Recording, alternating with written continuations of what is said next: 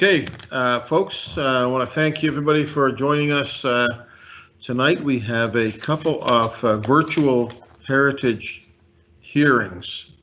The order of events for this virtual hearing will be similar to a regular heritage hearing. We will start with a staff presentation and then give the property owner an opportunity to present via telephone. Just a reminder to council and to the many watching at home, at a heritage hearing, only the registered property owner can speak or provide correspondence to council. So we'll start the first one. This is case H00467, request to include 10175 Highway 7 Salmon River Bridge in Hensbyville into the Registry of Heritage Property. So I see Seamus is with us. Seamus, yep. Welcome. Thank you, Mr. Nice to have you back with us, and I will give you the floor. Thank you. Nice to be here, Mr. Mayor. Seamus McGrail with the Heritage Property Program, HRM. And I see the presentation is up and loaded. If everybody can see that. We got it. This is an application by the property owner, Brenda Hattie Longmire, to register her property at 10175 Highway 7, that's Marine Drive, in the HRM Registry of Heritage Property. And this registration is under the Heritage Property Act, Nova Scotia. Next slide, please. So what you see here is the HRM scoring criteria for consideration for evaluation of heritage registration. There's 6 criteria to consider: age, historical or architectural importance, significance of architect builder, architectural merit, which includes the construction type and style, architectural integrity, and the building's relationship to its surrounding area. Next slide, please.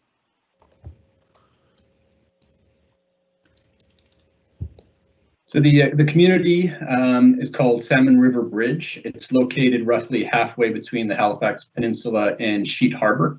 As you can see, it's the community circled here in red. Next slide, please. Taking a closer look, the community is located just north of Jador Bay. The jut of land that you see is called Myers Point, and just to the left of the red circle, there's a large river estuary called Salmon River, and there's a bridge over it, and there you have Salmon River Bridge, as the community is known, and it's located roughly between Musquodoboit Harbor and Lake Charlotte, and along the eastern shore, Marine Drive. Next slide, please. And this is a contemporary image of the property in question and the building that is considered for heritage registration. Next slide.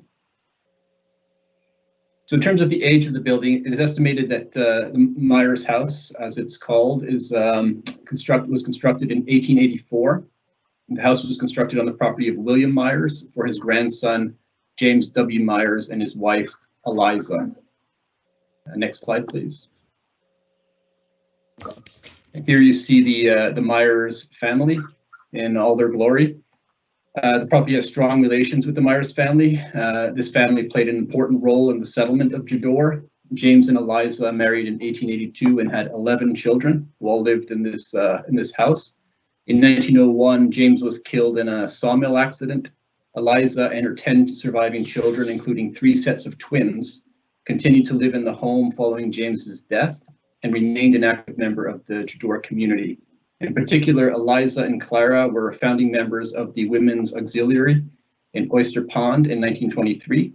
Annie went on to become a forelady at Moyer's Mill, and Nora became a teacher in the area. Amos was an amateur photographer whose collection of photos of the Eastern Shore have been displayed at the Eastern Shore Archives at Memory Lane Heritage Village. James joined the Royal Canadian Air Force, and Clarence fought and died in the Battle of Vimy Ridge during the First World War. The property has passed down through the family until 1993 when it was sold. And it was recently bought back into the Myers family ownership in 2018 when the property was purchased by one of James and Eliza's great-granddaughters, and that is the applicant, Brenda Hattie Longmire. The Myers family serves as an example of working class family life in the Jador area during the 19th century and throughout the 20th century. Next slide, please. So in terms of the significance of the builder, there's no information regarding the architect or builder of the house, but the building was likely built by the family themselves. This was a common practice at the time, and generally family members would assist in the construction of each other's homes.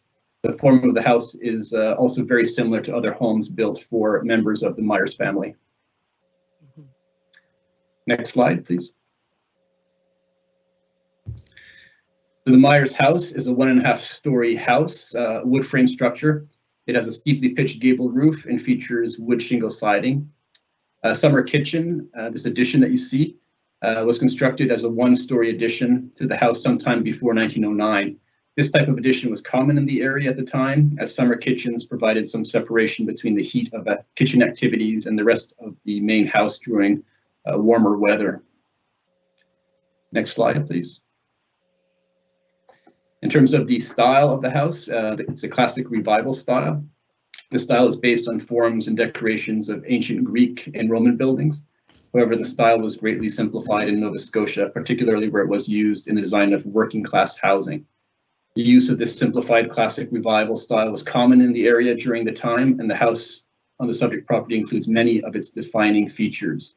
These include the symmetrical design of the original structure, the gable roof with returns, the tall ground floor windows, and simple moldings. Next slide, please. In terms of the architectural integrity, the main alterations to the building is the veranda, as you see this historic photo compared to a modern photo. The veranda is original to the house in terms of its location, shape, and roof, but the current veranda has been modified.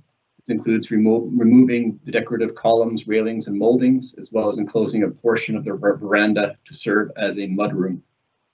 The applicant has indicated that they intend to restore the veranda. The original wooden windows in the house have been replaced with modern materials, but are still in their general locations. The chimneys have been simplified and the chimney of the summer kitchen completely removed. And next slide, please.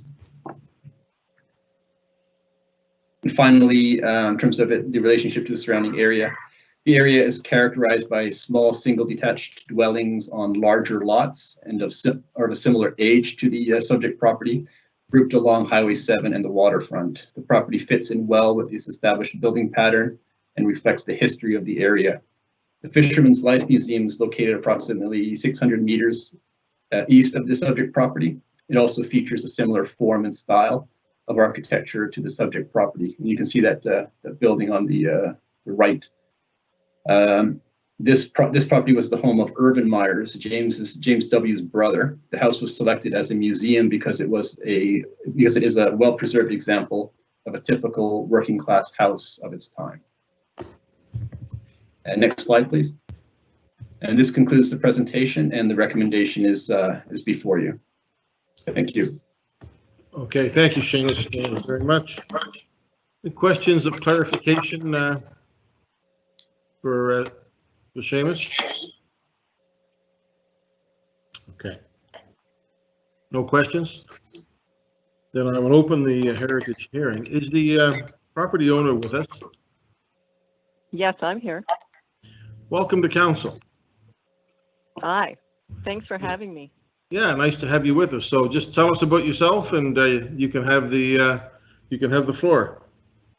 Sure. Thanks to the Regional Council for providing an opportunity to address why I think my home is worthy of heritage designation. I think I'm going to, Seamus did such a good job. So I'm going to jump ahead to slide 5, please.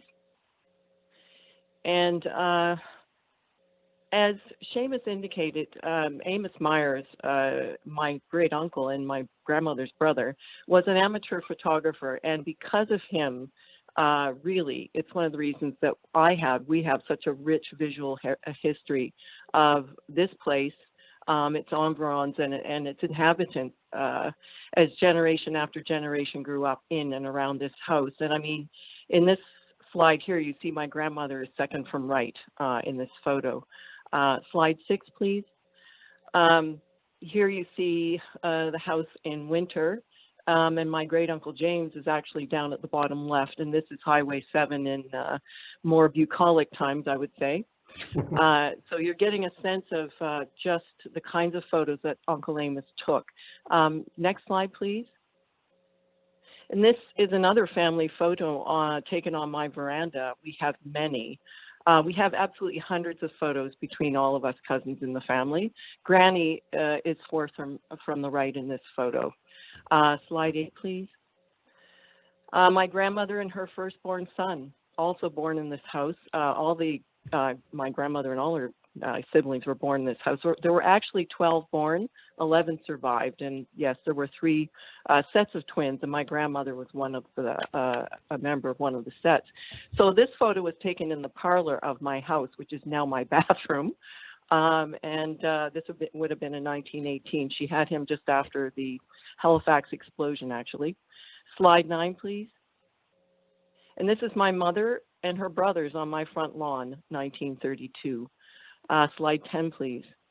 Another view of the number 7 with my Aunt Leah's cafe and gas bar on the left, right across from the house. It was one of the early businesses in the area, and it was owned and operated by a woman, something I'd like to delve into a little more. And as a professor, researcher, of course, that's my job. But in this case, it's one I'm passionate about. Slide 11, please. Here you actually see the photographer, Amos Myers, bottom right. My mother is the young woman, I think fourth from the left there. Again, taken on the veranda. There were lots of family reunions on the veranda. Slide 12, please. This is a 1970s shot. I was still coming down here as a teenager and visiting my grandmother and my great aunties. And this house, the Chronicle Herald actually featured the house because of its beautiful gardens on the front page of the Chronicle Herald.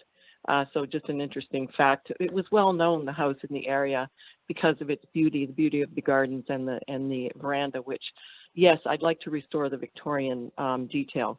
Slide 13, please. So why designate?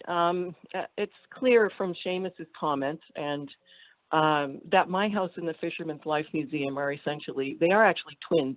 If you went upstairs and looked in my upstairs and looked upstairs over there, you see the same Douglas fir, the same design, the house, the kitchen. It's all very, very similar. So we're quite connected. And of course, they were built by brothers in the same family, I'm told, by the Fisherman's Life Museum. And my grandmother and my great aunt were founding members of the Fisherman's Life Museum and contributed artifacts to it. So we've been invested in that place since my grandmother. Slide 14, please. We also have connections to Memory Lane. Fun fact, my great aunt Nora, one of my grandmother's sisters, actually dated the owner of the Hoskin store. His name was Willio, and he's known around here as Willio. They didn't marry, but it is kind of an interesting fact. The Eastern Shore Archives regularly features, and Memory Lane regularly feature photos from my collection on their website. And we've been talking about exhibiting Amos's photography. As Seamus indicated, his work is well known in the area, and he clearly sold it because there are copies around. Slide 15. So as I mentioned, Aunt Leah had a tea room and a gas bar, and she lived here in this house until she died in 1936. And I'm preserving the barn at the same time as I'm working on this house. The barn is across the road. That's a 90-year-old structure that was used to store provisions for Aunt Leah's tea room and gas bar. And you can see here, if you look closely, the second photo from left, you can see the barn roof peering over the top of the store in the photo. So again, an interesting bit of business history with a female twist. And this house and its stories are really, because of Uncle Amos's photography, we have so much, but really most of the photos feature women. because there were 7 women in the family, 3 boys, one of whom was Uncle Clarence, who died in the Battle of Vimy Ridge.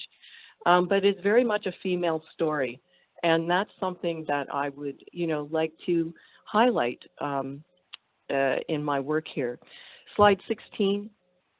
Being designated would open doors for official collaboration on events with the 2 museums. Now, informally, we've been collaborating on things for a while now because of the Myers family connection. But having the designation would allow us to collaborate perhaps on events. I mean, I would really like to do this, expanding on the cultural, historical, and artistic offerings in the area. Slide 17. The barn and the house together have enormous potential to contribute to the local economy through the events, whether they're historical, cultural, or artistic, with the other 2 museums. In fact, my activities with these 2 buildings already, including renovations and other work around the property, and social events, including 2 Pride events that I've hosted at my house, I have already pumped over $25,000 into the local economy. I hire local, I get local caterers, I have hired local communications to advertise. Slide 18. I'm deeply invested in this house, and I'm deeply invested in my barn. The 2 are a couple in my mind.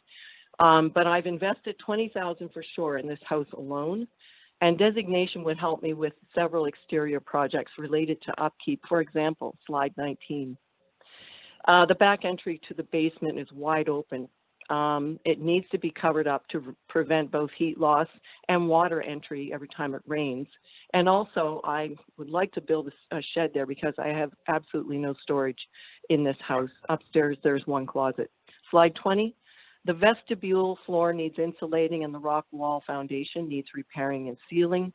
That would help also with heat loss and the look of the house. Slide 21. The house needs gutters to wick water away from the foundation because I already have some rot there. I need to replace the sills on 2 sides of the house. And I have insulated the entire house, by the way, as soon as I bought it. But I just need to finish protecting the exterior from water damage. I also put in 2 French drains in the back yard, which has helped mitigate the water coming down the hill because I'm on the side of a hill. So bottom line, I'm committed to this place, to this area, to its economic well-being, and to the arts, history, and culture of the Eastern Shore. Slide 22, have to give a shout out to my supporters and my team. This is my team, my brother's in this slide here. Slide 24, I believe, is my brother's business card, but he's the home designer who's been invaluable in helping me with figuring out how I address things like supporting the base. I need to reinforce the floor in this house, so he's given me a design for that. So I just have to acknowledge these folks and all the people who helped me with the historical research on this place, including Carm Robertson, who used to work with the Nova Scotia Archives. That's it for me. Thank you, folks. Well, thank you very much. That's a great story, very well told. Thank you. Thank you for that. As a history major, I love your passion for the heritage of that house and that area. I don't see anybody looking for questions of clarification. So I will ask for a motion to close the heritage hearing. So move, Mr. Mayor. Moved by Councillor Hensby, seconded by Councillor. I will second. Second. Councillor Russell, I heard first. All in favor? Aye. Aye.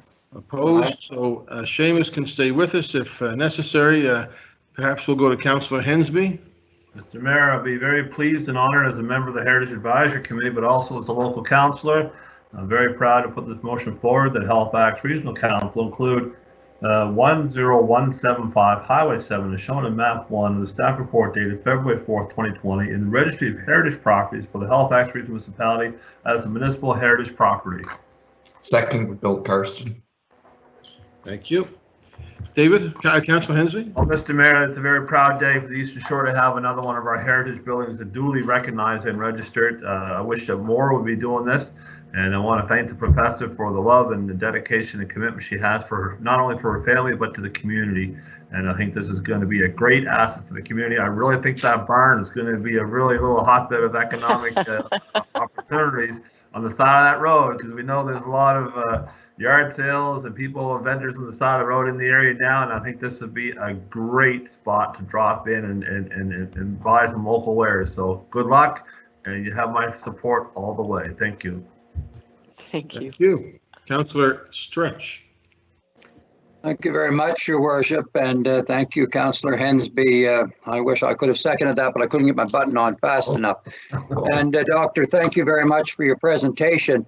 I do have to disclose that I might be in a little bit of a conflict here. I'm going to show you a picture that I just asked Marilyn to take off the wall downstairs. So you talked about the Myers family. This is one of my relatives many generations ago, back when those houses were built. So the Fisherman's Life Museum and the Myers family are part of my grandmother's heritage, and indeed 100 years ago she used to sleep in the upstairs of that museum.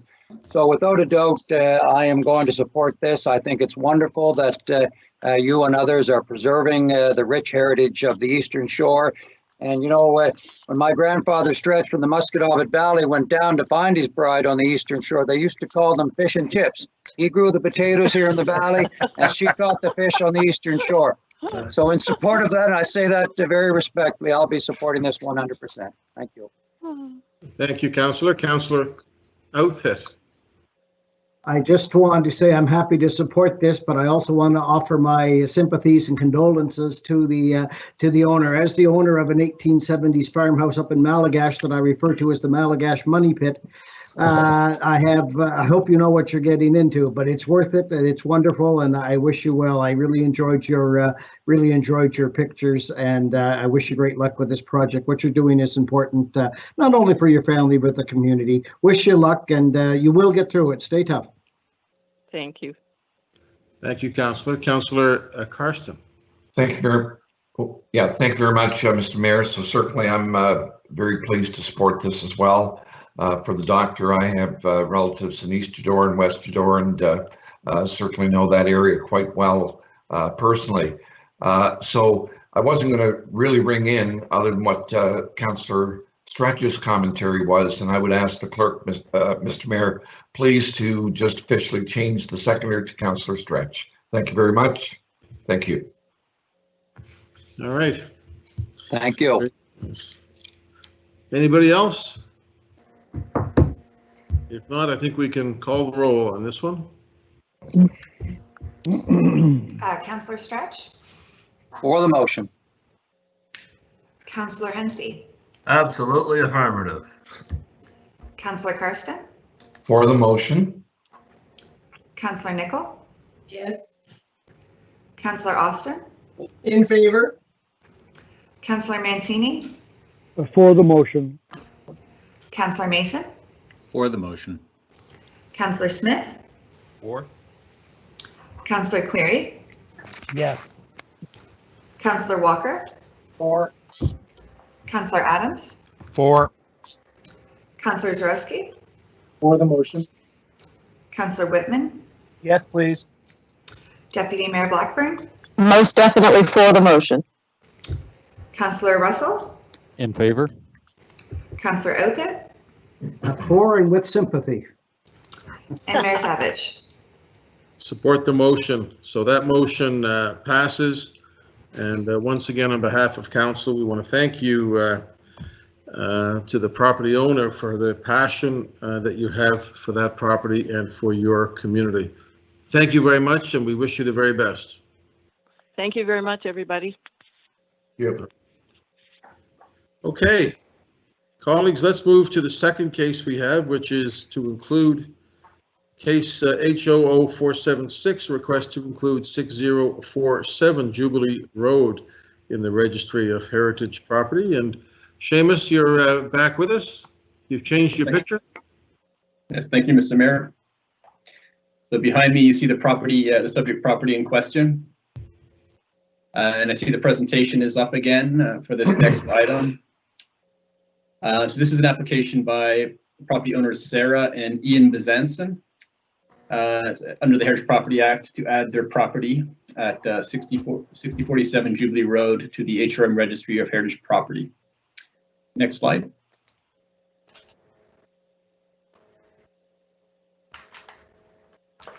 So again, here you see the scoring criteria, the same scoring criteria used in the previous and for all heritage evaluations in HRM, looking at age, historic importance, etc. Next slide, please. This is an aerial photograph of the subject property circled in red. You can see it's on Jubilee Road, just the block to the west of Roby Street, and right at the terminus of Edward Street. And it's part of a row of, I think it's 6 other buildings, attached buildings. Next slide, please. So in terms of the age of this building was originally a 1.5-story farmstead constructed between 1830 and 1864. There's a historic map here showing the farmstead at the current location of the existing building. And the building was altered to its current 2-story form sometime before 1914. Next slide, please. And this is a photograph actually showing the original 1.5-story farmstead circled in red and behind this church. Next slide. So in terms of its the building's architectural importance, this set of row houses remains essentially intact today and appears to be of an Edwardian style. While architecture from this period is common in North America, there are a few instances of brick and concrete masonry row houses in Halifax, making this collection of residences a rare example. Notably, there may only be one other set of brick row houses developments remaining from this era, the Churchfield Barracks on Brunswick Street, which were military accommodations for married personnel built in 1903. The subject property was the first building constructed of this set of 6 row houses. The original building was a detached wooden 1.5-story farmstead with a gabled roof, likely in a Georgian style. Edward Maxwell converted the building into its current form and later integrated it with the row house development by adding 2 row house units to the east, and then following that 3 to the west. Next slide, please. In terms of the significance of the builder, Edward Maxwell was a well-known mason and contractor. He was born in Halifax, Nova Scotia in 1866. He lived at what is now the subject property, 6047 Jubilee Road, from 1905 to 1938. He moved to one of the brick attached houses to the west, 6053 Jubilee Road, which is now registered as a heritage property. And he resided there until his death in 1941 at the age of 75. Maxwell became involved in the construction industry at an early age and developed a career first as a mason and later as a contractor and property developer. He was associated with the provincially renowned J.C. and S.P. Jumeric, father and son architects, and worked on several projects with them. Examples of Maxwell's work include multiple storefronts on Hollis Street and the Infants Home at the corner of Tower Road and Inglis Street, built in 1899, with J.C. Jumeric as the architect. Maxwell also built several other residences in the Jubilee Road, Henry Street, Cedar Street neighborhood that you see in the picture here. Much of the masonry construction in this block was done by this developer. The residence at 1743 Henry Street, built by Maxwell, lists S.P. Jumeric as the architect on the building permit application. Next slide, please. In terms of the architectural merit and the construction type, the building was constructed using timber framing, often called post and beam construction, which joined large pieces of wood together with joints using mortise and tenon construction.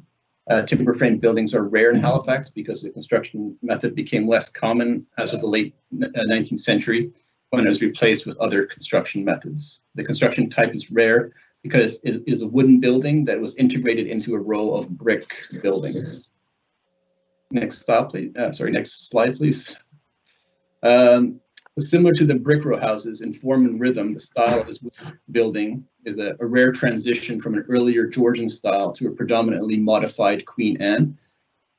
The symmetrical facade is twice the width of the adjacent properties, and the front stairs lead to the main door. The first floor is raised several feet above grade to allow for basement windows. Some of the character-defining elements include the dentils along the cornice of a protruding flat roof, 2 3-sided bay windows, a hipped roof shaped hood over the central doorway, raised front entrance, and a water table above the foundation. Next slide, please.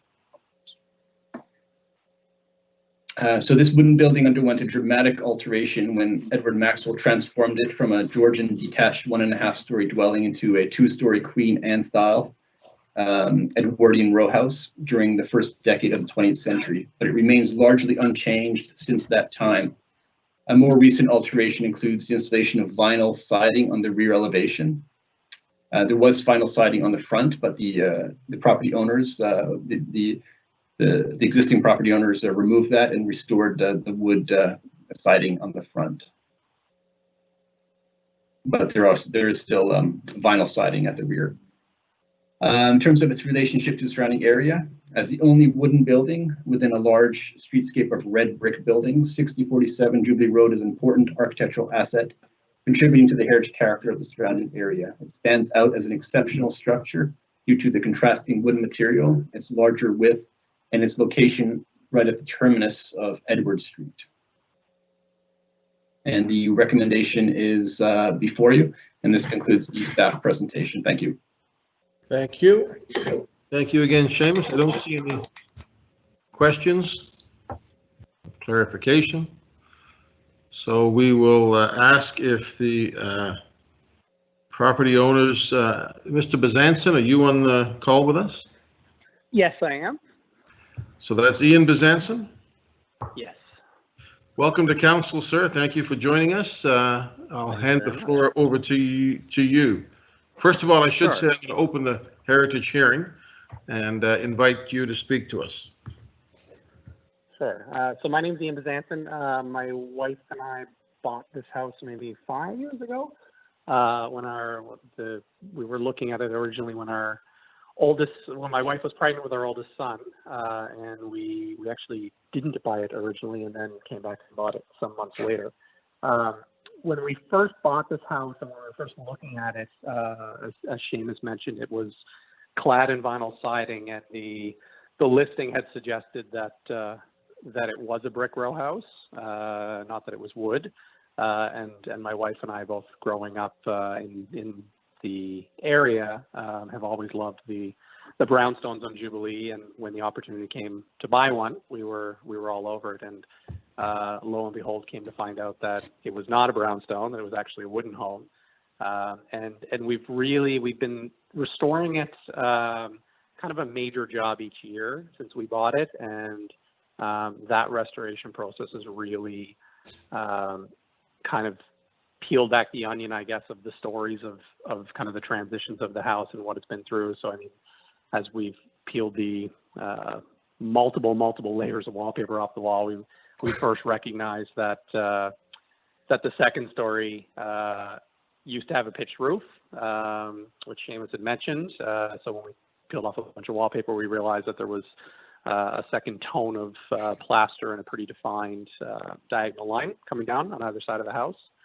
And in the main floor of the house, as we started to peel back multiple layers of wallpaper there, we recognized that there were covered up windows that used to be in the side of the house.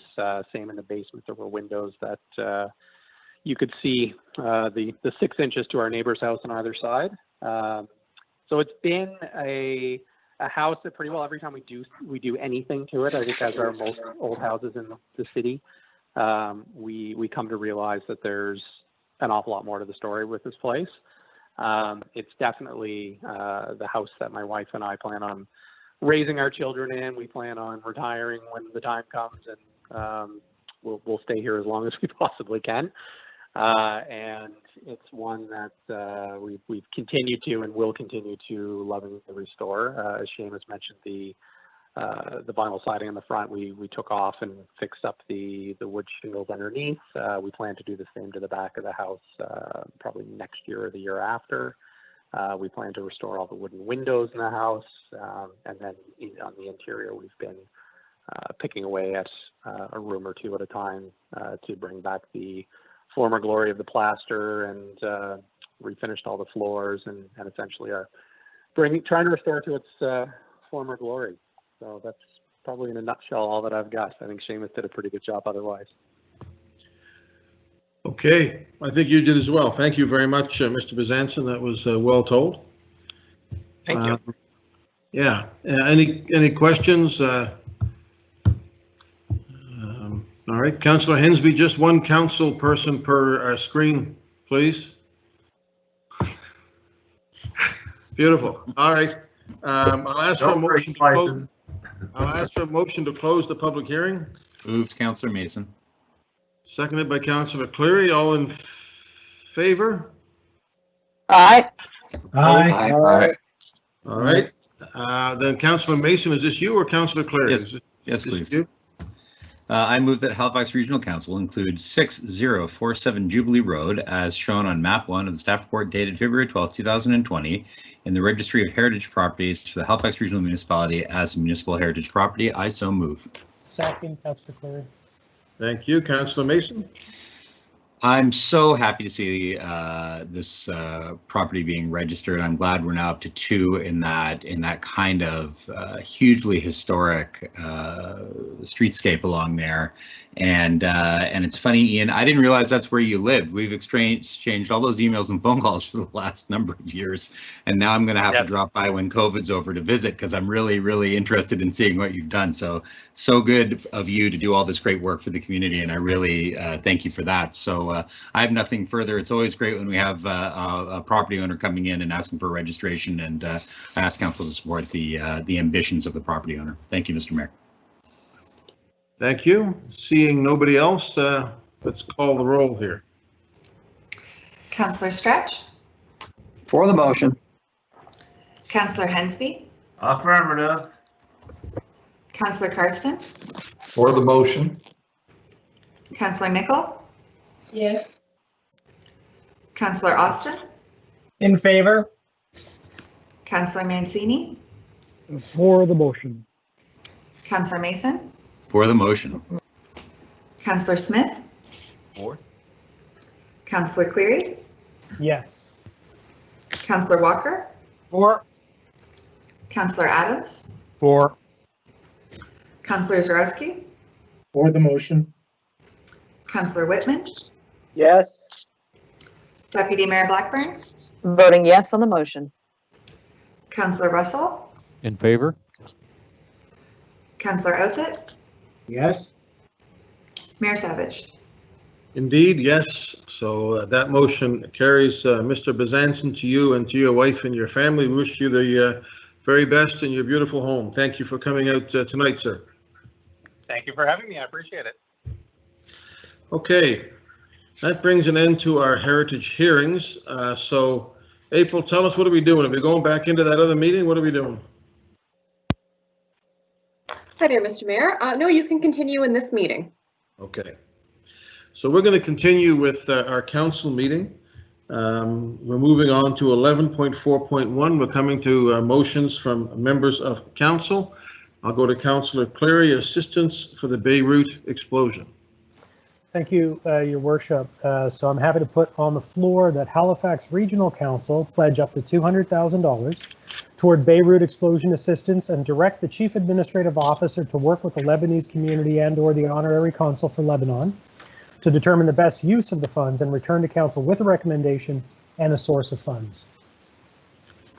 Second. Seconded by Deputy Mayor. Councillor Cleary. So very briefly, you know, for two main reasons, I wanted to bring this forward. One, obviously, because Halifax, probably more than any other city, understands explosions and the devastation that comes from them, and the outreach and compassion and assistance that other people bring to you when these kind of tragedies happen.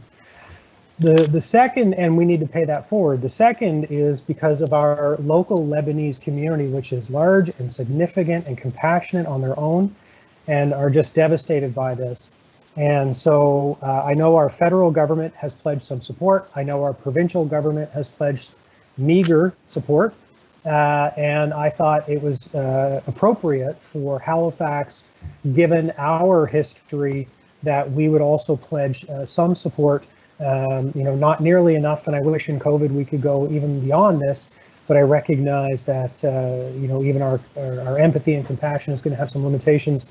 And so others, and I think it might have been actually Councillor Hensby who mentioned at the beginning of the meeting some matching dollars. I'd be happy to entertain whatever other councillors see fit.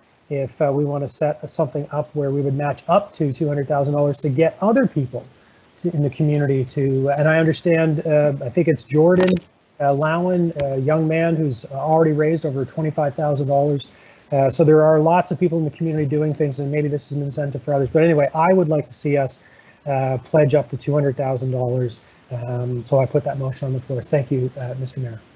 Thank you. I think it was Councillor Whitman earlier who mentioned Jaden Lowen and the work that he was doing. So thank you, Councillor. Councillor Mancini on this.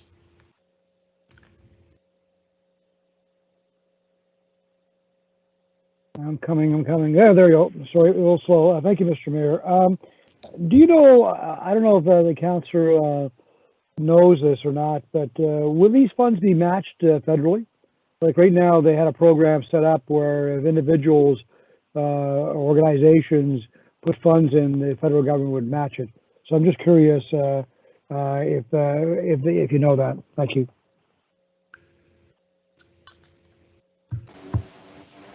I don't know, and I don't know what the federal criteria would be, but if this would help in any way to increase their contribution, I'd be happy if that happened. We'll certainly find out if we qualify for the matching funds, Tony, Councillor. Councillor Adams. Thank you, Your Worship.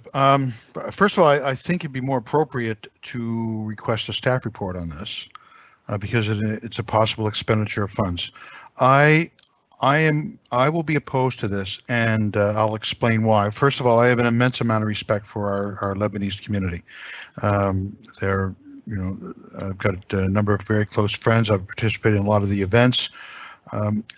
However, this is outside of our mandate, and as respectful as I am of the Lebanese community and as they are of Nova Scotia, we're into foreign aid here, and I don't know if perhaps our staff can comment. I still have a bit more to say here, but have we ever contributed any type of monies to international relief or international disasters? Just a little short while ago, perhaps last month, we approved got access to up to $130 million line of credit. And, we're in the middle of a pandemic. We're being hit 10 ways to Tuesday from a number of different angles. We can't afford to give money, first of all, that's outside of our mandate. And let's look at the federal government is contributing a lot as well. So our residents in Halifax are contributing through their federal and provincial tax dollars. I cannot, I say this very respectfully, I just can't justify giving money to a country which is outside of the mandate which we are charged to do. Thank you. Thank you, Councillor Karsten.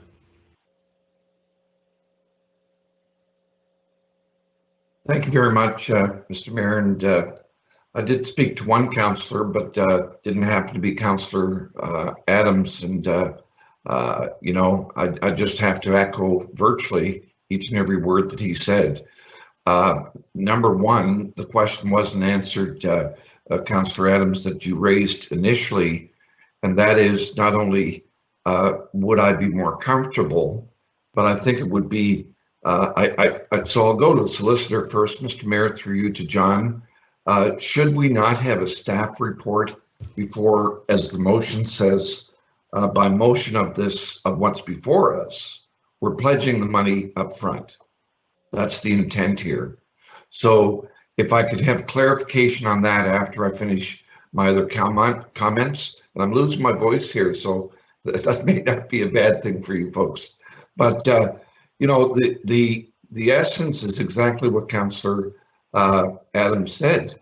You know, terrible precedent setting that we're doing here.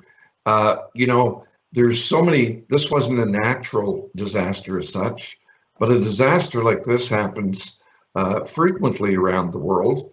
And I'd hate to see municipalities, you know, set a precedent to get involved in every disaster that happens. We love our Lebanese community. I don't think that is questioned. There's many ways of showing our support other than a huge financial contribution like this. Particularly, and again, I don't have any notes in front of me. I heard what Councillor Adams said, and he already mentioned it, that you know, we're just going through our second take of a budget, and let's live through that process that we in essence had our budget set in March, and then folks in late April, May, and into June, we had to redo a budget at something, and it varies a little bit. Councillor Adams mentioned the $130 million line of credit that, or the up to $100 million that we're prepared to borrow. But I know that the amount that we submitted to NSFM as being a deficit for this year was $42 million. Now we're still hoping to be able to recoup that through the federal Safe Restart program, but that's not guaranteed at this point, although I'm cautiously optimistic. So think of what we spent during those weeks in terms of the cuts that we looked at. If I remember correctly, we cut senior snow clearing. We cut a program to scrape and cut and slash. We did a great job, but this is no year then to say, well, we went through that process. We talked extensively how that next year is even potentially going to be worse, according to certainly input from our CEO or CAO. So I just can't support this. Great respect, terrible tragedy, terrible, and great respect for our Lebanese community, but I cannot support this. But I do need an answer on the staff report first, Mr. Mayor. Yeah, let me go on. I apologize to Councillor Adams for not getting that answer. John, thoughts on that? Mayor, it has been the practice to date for council to determine the source of funds before it would make a commitment, which a pledge of funds would be a commitment. So what does that mean, John?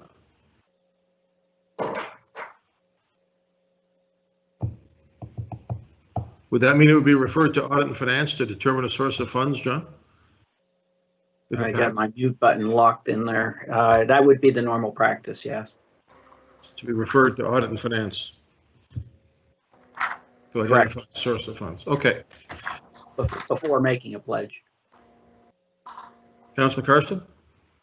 Well, if I still have the floor, Mr. Mayor, so first then the motion would have to be changed to not reference a pledge. And secondly, that's not a given that it would go to Audit and Finance. It would still take this council's direction to move it to Audit and Finance to find the funding, which I'm not prepared to even do that based on that is a signal that I would support trying to find $200,000 for this tragedy. And I just don't think, as Councillor Adams said, this is within our mandate. It just, look, we've stretched it to different areas that I've supported, but this is just a terrible precedent setting in my humble opinion. Okay, so I think the end result of the question is that if this motion passes, it would then be referred to Audit and Finance to determine a source of funds. John, is that correct? If it's passed. Correct. And the motion would have to, the wording in the motion should be changed as well, I believe. Correct. Consider pledging up to. Well then, John, tell me what it's supposed to say. That would work, Mayor, that Halifax Regional Council consider pledging up to $200,000 towards the Beirut and direct the CAO to work with the community and honorary council to determine the best use of the funds. and refer the matter to Audit and Finance to determine a source of the funds. Councillor Cleary, you okay with that? It's okay by me. Okay, that's what it is. Councillor Russell. Thank you very much. I would challenge the comment that this happens all the time.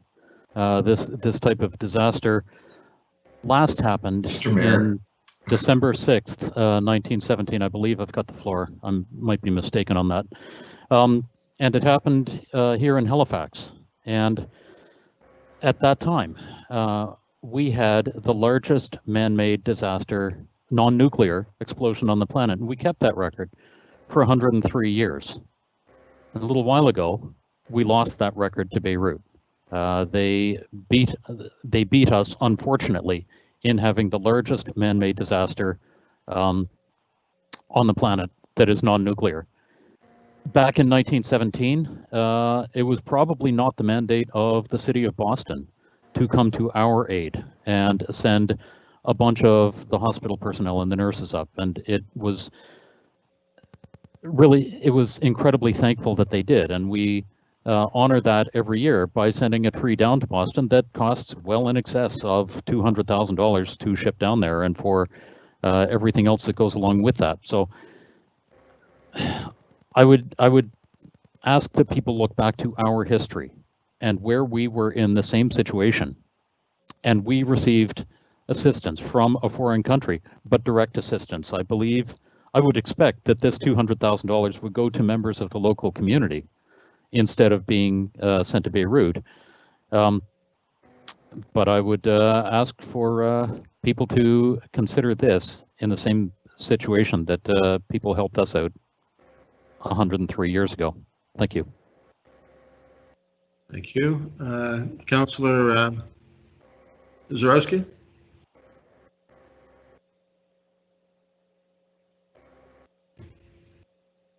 Thank you, Mr. Mayor. And this is a disaster that is of unprecedented proportions. And if there's a country in the world that needs aid, it is Lebanon. It has been undergoing such terrible strife. We are among the most fortunate of countries in the world, geographically, economically, and for us, in the scheme of things, $200,000 may seem like a lot, but it really isn't a lot. And for the strife that's going on in the Middle East, I think supporting this kind of action is important. I think that we do want to make certain that it goes to the people to whom we hope to benefit, not to a political group, or we know that one of the things that Lebanon suffers from is an exceedingly corrupt government. So it would be important that we understand where the money is going to, but at the same time, we have the resources to do this. We also have an incredibly productive and wonderful Lebanese community, which we should be supporting. Their heritage is our heritage. They have contributed, the Lebanese community has contributed each year so much to the development of HRM. And I strongly encourage Council to support this, but at the same time, work through the proper channels to make sure that the aid that we hope to give goes to those who need it. And I don't think we need a staff report. I think we do have an honorary consulate here. We also have the wherewithal to work with various levels of government within Canada to also send this out. So I don't view this as something, there's always going to be onerous times, budget shortfalls or all kinds of stuff, but the world is afflicted with COVID and we're all in this together. And what what I would like to see is our humanity reach across to those who are less privileged and who are in need through absolutely no fault of their own. So I wholeheartedly support this initiative. Thank you. Thank you. Jacques, did you want to speak? Yes, thank you, Mr. Mayor. Appreciate that. I would urge council to seek a staff report prior to adopting such a motion. And the reason I say that is that council has to be comfortable, and I'll ask John to speak to this too, because I'm not convinced that we have the authority to make such a donation.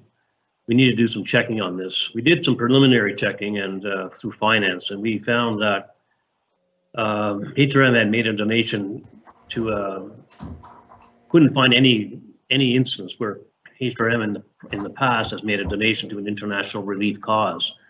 Now, we did donate, I think, around $10,000 in the Fort McMurray for the wildfires.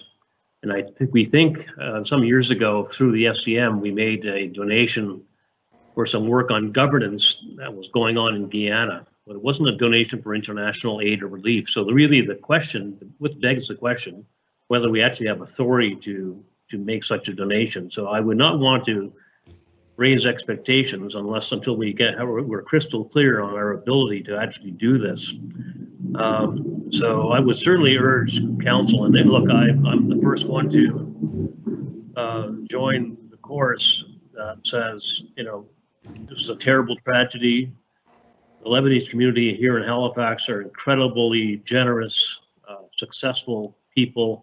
They've done a lot for the community, but this is not about that. Right now, the question is, the real question is, do we have authority to spend public money on such matters for international relief causes? And at this point in the piece, we don't know. So I would perhaps invite John, through you, Mr. Mayor, to make further comment on that. Thank you. Thank you, Jacques. John? Thank you. Thank you, Mr. Mayor, through to council. So, you know, if it assists, as you know, in 2019, the province broadened the scope with respect to what at the time were quite restrictive powers of expenditure for the municipality. But that's not to say that there are not guidelines. It's just that they've not been tested in the court or used. Essentially, what the charter says now is that the municipality may only spend money for municipal purposes if certain circumstances are met. And the challenge is in terms of whether or not this would be a municipal purpose, frankly. The other bit that comes into play, of course, is where it's an unbudgeted amount. Council would have to be satisfied as to where the funds were coming from in order to ensure that it did not result in the total of the amounts estimated for the budgeting, for the operating budget and the capital budget being exceeded. So the requirement number one is that there be a municipal purpose, and number two, that it be within the overall envelope for which you've set your tax rate. Okay, thank you. Councillor Hensby?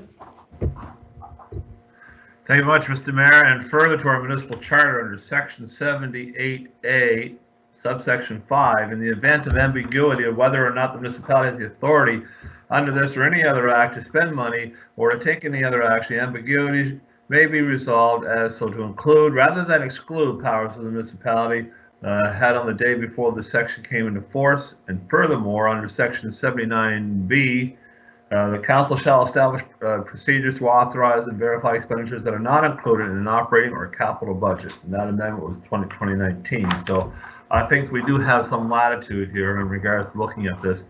When the explosion happened, I immediately texted the mayor and said, have you seen the videos and stuff? And I just felt the repercussions of 103 years ago Halifax Harbor explosion, and just a few years ago the magazine explosion. So our harbor has been hit twice with two major explosions, and the Seabay route and the devastation there. I think it's something that we need to reach out somehow. The world reached out to us when we needed it. Beirut needs the world to reach out to them, and we are part of that world. And I personally believe that $200,000 is a drop in the bucket. I've always said we should have a philanthropic matching program, and that perhaps we should spur on our citizens to do a partnering donation, whatever it be, and we can match that opportunity. I will be supporting this motion to move forward, at least seek an opportunity to find funding. And if not, it'd be a shame to lose this opportunity, but perhaps encourage our local Lebanese community to help to do some fundraising, maybe our staff or support or whatever our services can be provided to help do some kind of fundraising activity, perhaps waiving the municipal costs associated with it, be it whatever the case may be, but we'll figure that out in the future. But Mr. Mayor, you yourself, during one of your State of the Municipality addresses, made a comment that the kingfisher is normally our municipal official bird, but you're saying unofficially perhaps it should be the Lebanese crane because they're rebuilding our city and building it anew. We need to help them rebuild Beirut, and I'm supporting this motion. Thank you. Thank you. Councillor Austin? Thank you, Mr. Mayor. Thank you, colleagues. And I'm going to support this. I think Councillor Russell, Councillor Cleary made the case quite well that this is something that rings true for, I'm just realizing I've got my, there, try this now. This event, this disaster, I mean, it touches us in particular since it's something our city suffered. And, you know, so I'd like the idea of paying this forward. The thing I would note is just, yes, we've come through a very difficult budget season, but disasters don't wait for for anyone's particular timeline. Maybe if this had been something that had happened before our budget was finalized, we could have had it as a parking lot item and then included it that way. But there's always things that are going to come up in year that were not anticipated, and it's pretty hard to plan for a disaster. So I will support this, and I think it's not a huge amount in the grand scheme of our budget. Thank you. Thank you. Councillor Adams?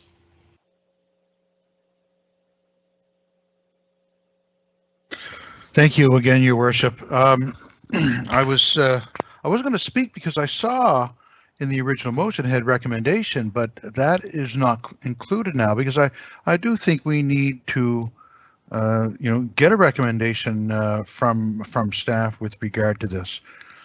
I get the Halifax explosion thing, and I understand. I get that Boston helped in a lot of international aid, but Canada has given us $30 million to Beirut. The amount we're proposing is 0.67% of that. Residents in Halifax are already contributing to this cause by the tune of $30 million federally, and the money is either on the way or it's been sent. We have, again, a $130 million line of credit that, we're going to have to draw upon. I don't want to have to take another $200,000 out of that. I guess you have to ask yourselves, can you justify the $30 million or the $200,000 expenditure? Take the emotion out of it. Take the, the Lebanese community and how much they've done for our city. Take that out of it. It's the $200,000 expenditure that is at play here. It's really, with due respect, and I don't mean this to sound nasty, but it's nothing to do with our local community here. It's everything to do with the fact that we are dabbling in something in which we have no business. It is foreign aid, plain and simple. Our federal government is taking care of this on our behalf and on behalf of every resident in this country. And, given that we have we're in a financial situation that's not going to get any better, we just, first of all, it's not our mandate, and second of all, we can't afford it, even if it was. Thank you. Thank you, Councillor Karsten.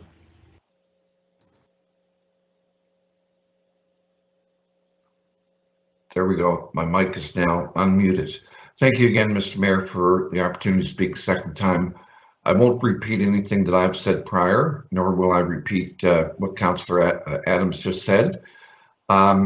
Certainly, I want to point out that we don't normally use the words of another councillor and make comments like was made by Councillor Russell, to be quite frank. When I said precedent setting, I just looked up the definition It's to decide something that will be used as an example of rule to be followed in the future.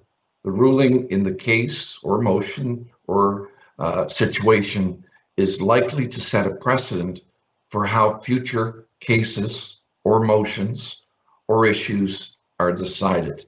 I never said anything about this being a precedent-setting example of another natural explosion. Never mentioned the words. There are all kinds of disasters in the world, and all I meant to say for the record was that I find this very precedent-setting. Thank you, Mr. Mayor. Thank you. Councillor Whitman. Thank you, Mayor Savage. And I mentioned Jaden earlier today and what he was able to accomplish as a 21-year-old youngster here in Halifax. And I've only heard praise for what he has done and the support that he's had. I haven't had folks contact me to say they're outraged about the thought of supporting this. We found 17.5 times this amount of money earlier today for a place for our staff to meet under one roof in the North End. And that was $3.5 million. This is $200,000 for friends that need our help, and that's the type of municipality we are. So I'm pleased to support this. This is an easy one for me. Glad to support it. Thank you. Thank you. I'm going to speak to this just very briefly, and I support the motion. And there's a lot of reasons to support it. It's not the fact just or even singularly that the Lebanese Canadian community have pretty much built this city in the last 20 to 30 years and contributed so much to our tax base, which allows us to do things, which is true. But it's not so much the amount of money people make as it is the commitment that they make to a community, and in return, the commitment that we make to the world. I don't know that there's a more generous population of Canadians than the Lebanese Canadian population. And I think we all agree with that. I'm not suggesting that if you don't support the motion that you disagree with that at all. I know it matters to them. So I think it does affect the local Lebanese Canadian population. I was playing my first 18 holes of golf on 2 weeks ago when I checked my phone and found out what had happened, and so started to call friends in the Lebanese Canadian community. And this is something they feel personally, because Lebanon, as Councillor Zarowski has said, is going through a terrible time, upheaval beyond belief, instability, threats. It's really, really sad, and we've seen since the explosion, the entire government basically step aside, and accept responsibility for some of this. So, for me, the main reason is not the similarity to the Halifax explosion. It's that there's hardly an event in our community that isn't supported by the Canadian Lebanese community. And I know how strongly Canadians of Lebanese descent feel about the reaction that they've heard when we put the flag at half-mast, when we lit up City Hall in the colors of the Lebanese flag, when people came out here and they had chalk outlines of the cedar tree and the maple leaf together. This is to help friends, and so I feel that it's something that I don't have any problem supporting, and I think probably it would be the Red Cross, the Canadian Red Cross working with the Lebanese Red Cross, but I would leave that to staff to come back with the recommendation. As I say, I don't have a problem if you want to turn this into a staff report to bring something back. I have every confidence that it would pass. Councillor Walker. Thank you, Mr. Mayor. And just reading the motion that's going for, are we asking for a staff report or not? Councillor Cleary? Councillor Cleary's good. We're going to ask him to close, but Councillor Cleary, are you okay with it being a staff report at this point? So our charter doesn't actually say we have to get staff reports. It says we need to get the advice of the CAO, and that can manifest in any way possible. So I've asked for a recommendation from the CAO. If he chooses to bring back a staff report, that's fine. If he wants to send us a memo, like whatever form it takes, essentially it's him coming up with the advice. So that is a staff report in the traditional sense. So I'll leave that to our solicitor and our CAO to decide how that comes back to us. But yeah, that's fine. Okay. I think I agree with that. I think that's fine. This is not saying that we write a check tomorrow. Councillor Walker, you still have the floor if you. I guess my main concern is that it's not in the budget, and being chair of audit and finance, very conscious of where money comes from. I think we need a funding source to say we can find the money to do this and make a recommendation to council where it's coming from. And I can support a staff report because I really feel this is not in any budgets and we have to find the money. Thank you. Thank you.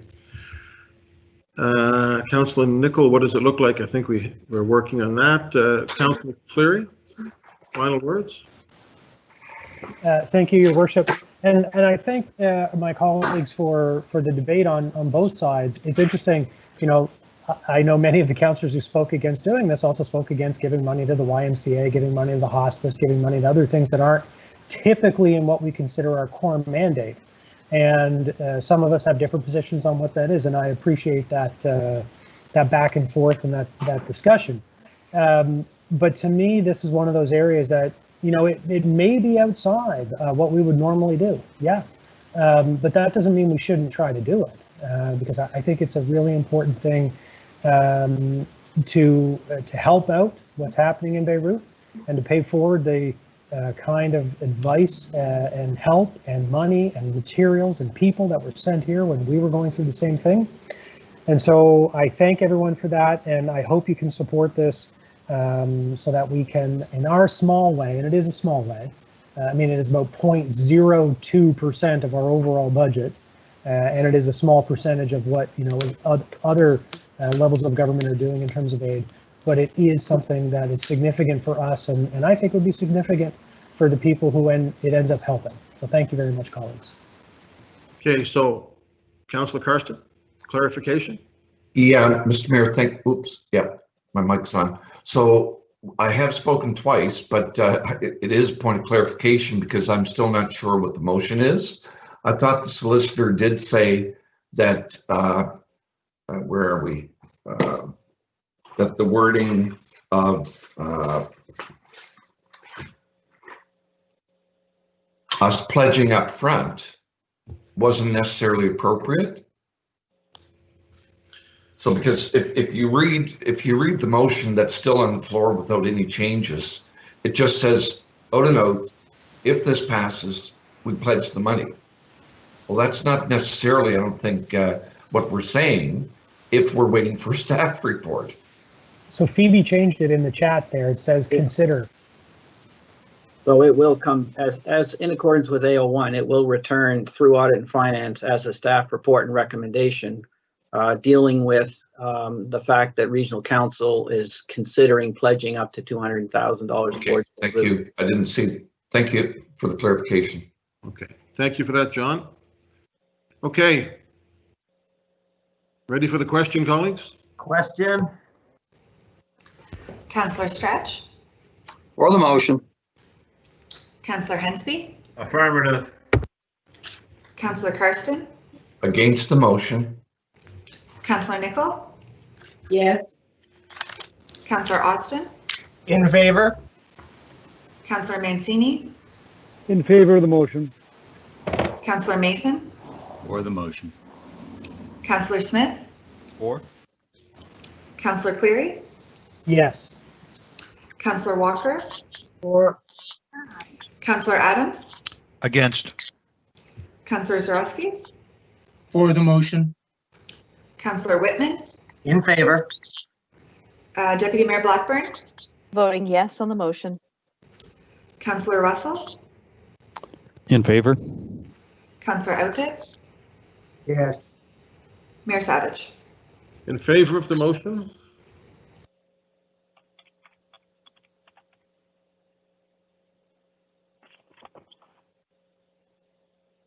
So Phoebe, that passes?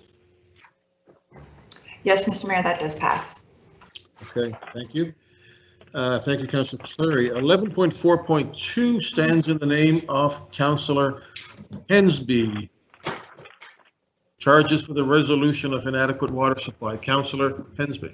Thank you much, Mr. Mayor. I'll put the motion on the floor. The Halifax Regional Council requests a staff report proposing amendment to bylaw C-1000 respecting financing and charges for homeowners to resolve inadequate on-site water supply to other properties types pursuant to Section 4 of the bylaw. Second for that motion? Second, Whitman. Councillor Hensby? Thank you very much, Mr. Mayor. And tonight, just across the street from me and down the road is the water distribution going on right now by the Joint Emergency Management Team, as well as in Black Point and Beaver Bank. There is a drought for the third time in a number of years in our region, and we need to look at ways to try to find an on-site solution, perhaps. That is helping folks to finance finding water on their properties, be it drilling new wells or putting in water reservoir capacity systems to hold water when they do have availability to it, or rain gardens or rain collection systems, or whatever the case may be. There are opportunities within the bylaw, but right now it's only limited and restricted to residential properties, primary residential properties. And on the Eastern Shore, we have a lot of summer homes and resident and commercial businesses, as well as small recreation and small commercial property, resource properties that need water too. So if a property is a property is a property, if they can put a lien on the property to help finance finding an on-site water solution, then they should be able to do so. And I would ask for council support, at least getting the staff report on this matter. Thank you. All right, any Councillor Cleary on this? Thank you, Mr. Mayor. So I know these are councillors' motions, and so I was looking back at this, and I think we actually, back in 2018, if I recall, we unanimously voted not to do this very thing back then. And so I guess I'm wondering, A, what's changed, and B, because primary residents can access this. So if your home is included and you live there, you could do this.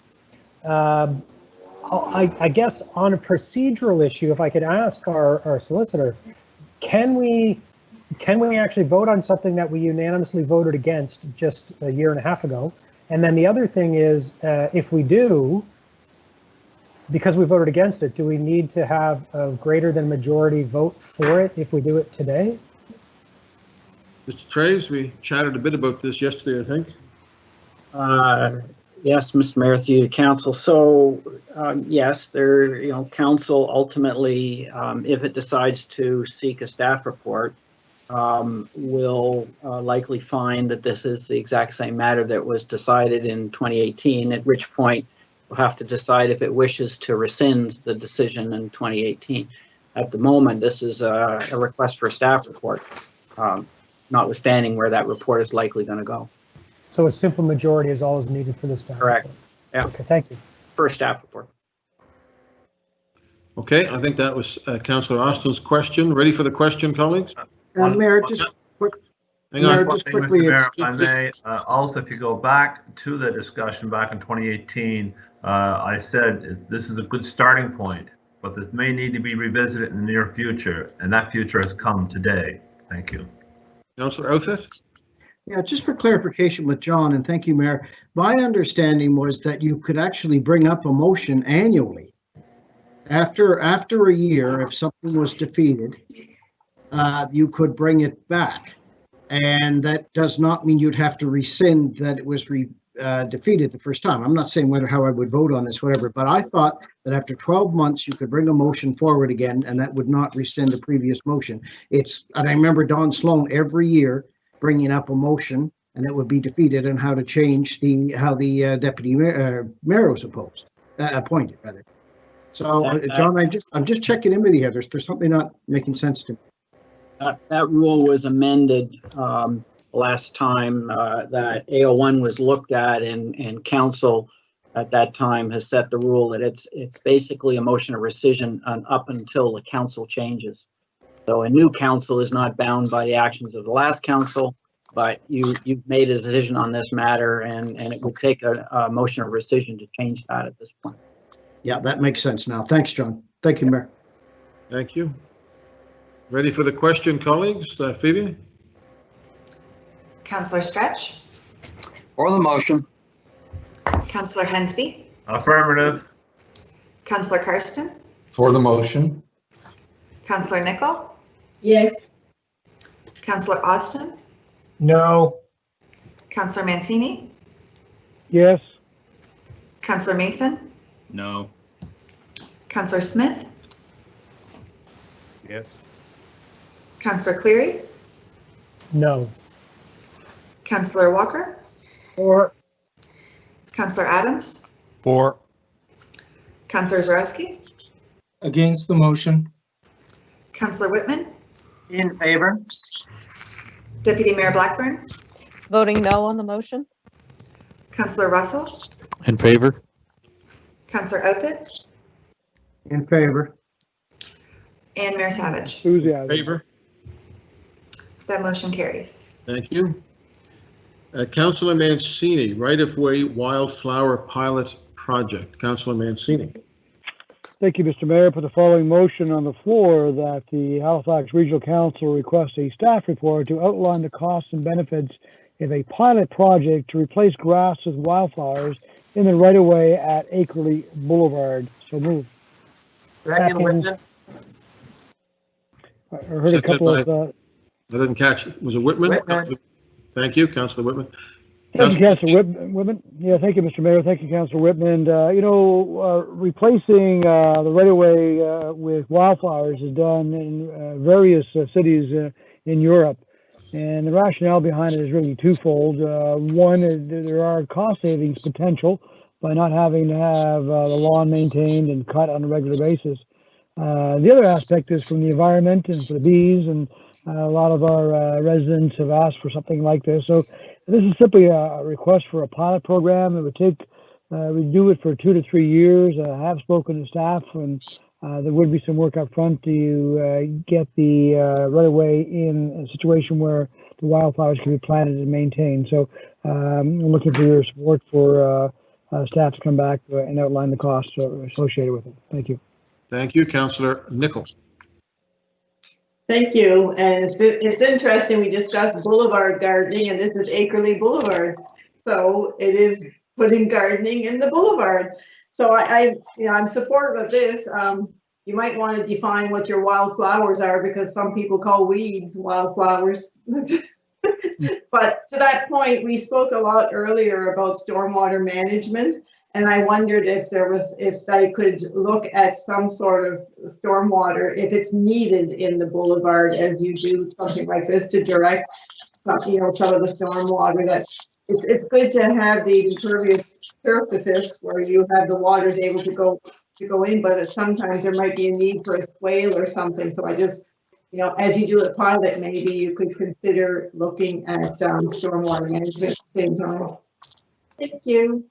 Thank you, Councillor Outfit.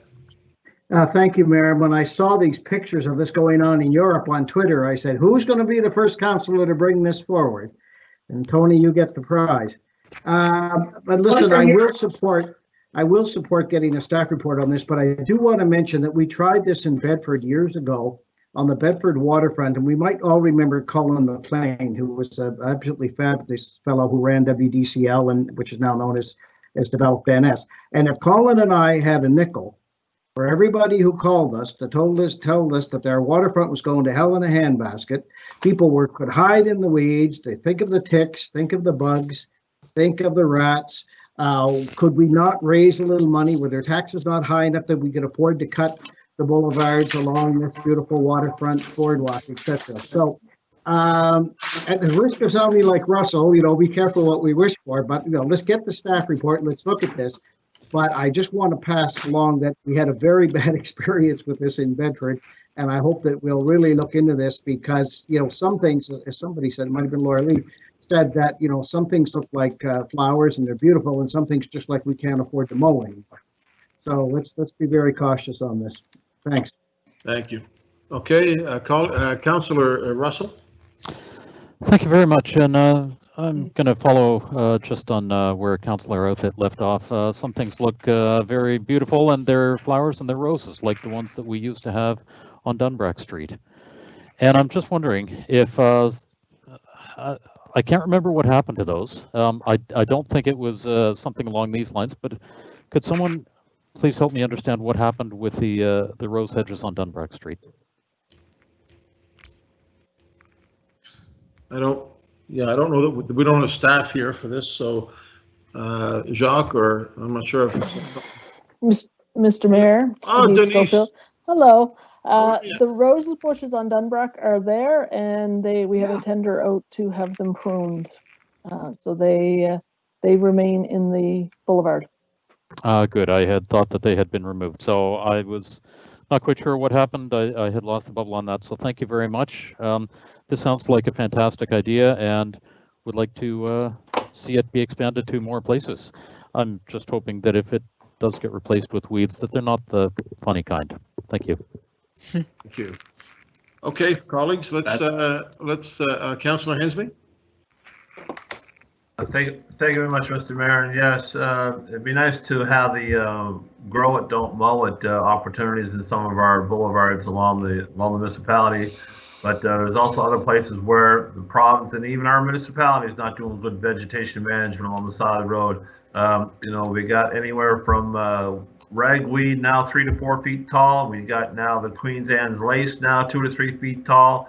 Early in the season was buttercups, and before that was the daisies, and now there's there's all kinds there. So the question is, if we're going to try to grow wildflowers in the boulevard, I'll hopefully have a species that doesn't grow too tall, because the problem is going to be is we're going to have sightline dangerous conditions. We have too much vegetation blocking view planes of either cyclists, walkers, or motorists. So let's be careful that we get the right type of seeds and help the honeybees. Okay, thank you. Phoebe, let's vote on this. Councillor Stretch, For the motion. Councillor Hensby, Affirmative. Councillor Karsten, Yes. Councillor Nichol, Yes. Councillor Austin, In favor? Councillor Mancini, In favor of the motion. Councillor Mason, Councillor Councilor Smith, says yes. Yes. Councillor Cleary, Yes. Councillor Walker, Or Councillor Adams, For. Councillor Zarowski, I'm for any wildflowers, especially Mancini wildflowers. Councillor Whitman, Yes. Deputy Mayor Blackburn, Voting yes on the motion. Councillor Russell, In favor? Councillor Oathit, Yes, if it's in Mancini's district. Mayor Savage. Sure, yes. Okay, good, yep, that passes. Thank you very much, Councillor Mancini. We will go to Councillor Mason, review of enforcement delivery and the role of police agencies. Councillor Mason. Thank you, Mr. Mayor. I'll put the motion on the floor that Halifax Regional Council directs the CAO to outline a process and timeline for broad review of policing and public safety, which shall examine the potential for shifting or creating programs for civilian delivery of non-core police functions. This review shall include, but not be limited to, traffic enforcement, public safety, community standards, mental health, and municipal enforcement functions, and will include a plan for engaging with the public, stakeholders, subject matter experts, and, subject to their agreement, participation by the Board of Police Commissioners. I so move. Second. second. Second by Councillor Nichol. Councillor Mason. Thank you, Mr. Mayor. I think that might have been Councillor Blackburn who seconded It was that. not, it was not I. That was me. Yes, Lisa, correct. Deputy Mayor. So I'm gonna read the reason on the motion paper, and then I'm gonna speak to it a little bit. So Council, the Board of Police Commissioners, the police chiefs, and other members of the public have all been discussing for many years what services should and should not be delivered by police agencies in Halifax. This review supports Black, Indigenous, and other racialized communities by looking to rebalance service delivery and explore alternatives to policing, with the goal to enhance community resilience through enhancement and development of alternative complementary civilian services. Collective agreements, legislation, and financial implications would have to be considered. This review should include, but not be limited to, potential to develop and implement civilian mobile mental health crisis intervention teams, use of special constables for traffic enforcement, preparation for use of red light and photo radar when enabled by the Traffic Safety Act in 2021, determination of what non-criminal code enforcement activities can be civilianized, including but not limited to 247 bylaw enforcement and park patrol, alternate reporting methods for criminal reports that are being reported for insurance purposes, delivery of non-core police programs such as youth programming and crossing guards, subject to BOPC participation and agreement, and an examination of tiered approaches to policing, utilizing conventional sworn officers, new types of police, civilians, and others, and to provide clarity on the role of police, including defining the core purpose of policing and what is and is not delivered by police agencies under BOPC oversight. So I've had a lot of residents who have contacted me and are glad to see this. They're hopeful that it will move ahead. And I've had residents, I will say to council, who have contacted me and say it's disrespectful to the police and I should be ashamed of myself. And I assure them, and I'm assuring council, that this is not an attack on the police. We've all heard the last 4 chiefs of police speak about, of HRP, speak about how they have become a dumping ground for programs and social problems that, without resources, without training, that divert police from their core mission. I've also had, since this the story became public that I was moving this motion, a dozen retired senior police leaders in our community, both former HRP, RCMP, and from other services, one from the United Kingdom, who live in our community, who've contacted me and said, this is the right discussion we need to have. We need to have this discussion. I've also kept the police union in the loop, and as the motion paper says, collective agreements have to be considered. So, you know, I had a former inspector of the RCMP take me to school for 90 minutes to talk about how the use of unarmed special constables and community safety officers can be critical to providing that kind of reassurance in where an armed officer is not required. The International Association of Chiefs of Police has made a statement about all this stuff that's coming from defund and Black Lives Matter. What is the measure of success? What is it that communities want? And what is the evidence base for these policy choices? I can't answer those questions right now. That's why we need to have the CAO develop a process of public engagement and bring in those experts and subject matter experts. The chiefs of police also speak about enhancing the community police engagement, and they speak against rash politically expedient moves. We've seen other cities who have done things very quickly. They've had public hearings and they've made motions and they've done stuff immediately. And I understand the motivation for that, but I don't think that's where we want to be. Where we want to be is we want to build on the work of the Wortley report and the Claremont report, Dr. Siciliano's work in public safety, and our work with building trust with our communities. And we want to have a very reasoned and measured approach that responds to Black Lives Matter movement. The Wortley report shows that residents experience interactions with the police differently based on the color of their skin. We can no longer deny that there is systemic racism in policing in Halifax. That is a fact. This motion talks about how we can have a bigger, broader plan for public engagement, moving away from just street checks, and we can have hard-to-hear discussions built on a foundation of the Wortley report and the Claremont report. And I don't know where it goes. I wouldn't presume to say, because the whole point is we're going to have public engagement. We're going to find out what the public really wants. As the chief said, go to the public, find out what they want, and then find out how to measure that success. So my hope is that with full participation by the Board of Police Commissioners, that the HRP and the RCMP, who under the Police Act are responsible to the Board of Police Commissioners as the Police Advisory Committee, would be fully engaged in this. And at the end, we would have a series of recommendations that we would implement over years. This is not something that's going to happen in one budget year or 2 budget years. This is a long process of changing how we police and changing how we provide public safety in Halifax. So I hope I have the support of council. I set a timer, so I'd only go for 5 minutes, Mr. Mayor. I know you're proud of me, and I'm going to stop there, and I look forward to hearing what council has to say. I look forward to your support and the debate. Thank you very much. Thank you. Councillor Adams. Thank you, Your Worship. And this is an extensive outline, and I love the but not limited to, so it's even more extensive. It's just a couple things I'd like to raise. One is, would this not be best to be sent to the Police Commission, given that they're the body that is responsible to a degree with respect to policing. The second part is, and Councillor Mason touched on this. This is advisory to the RCMP, which it's an underwhelming position to be in. We could come back with, well, it won't be I guess the royal we, because I won't be around. But the RCMP is not accountable whatsoever, and do not kid yourselves. And perhaps Mr. Traves can comment. They're not accountable to the Police Commission at all. and I'd like to have Mr. Trace confirm that because maybe I'm wrong. If they are given some advice by the commission, they can take it or not take it. They'll do what they feel they should do or what Ottawa tells them to do. So you have the HRP, which is more bound by what happens with this council because their budget is set and approved by this council. So we can reduce the budget by 10%. You can't reduce the RCMP budget. In fact, it will go up every year, and wait till the unionize, it's going to go up even further.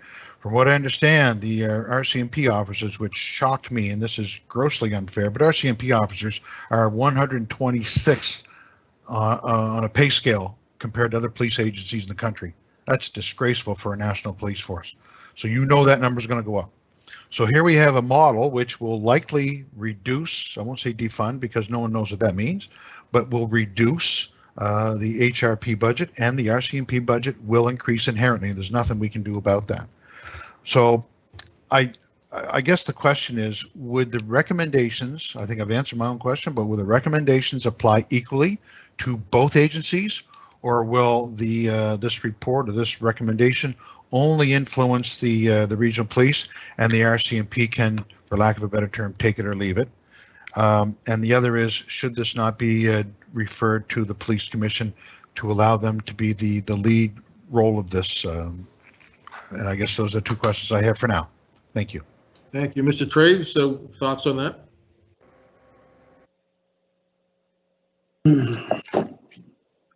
Look, Mr. Mayor, through you to council, there's no doubt there's a different role for the Board of Police Commissioners as an advisory board than to the RCMP than in terms of their role with HRP.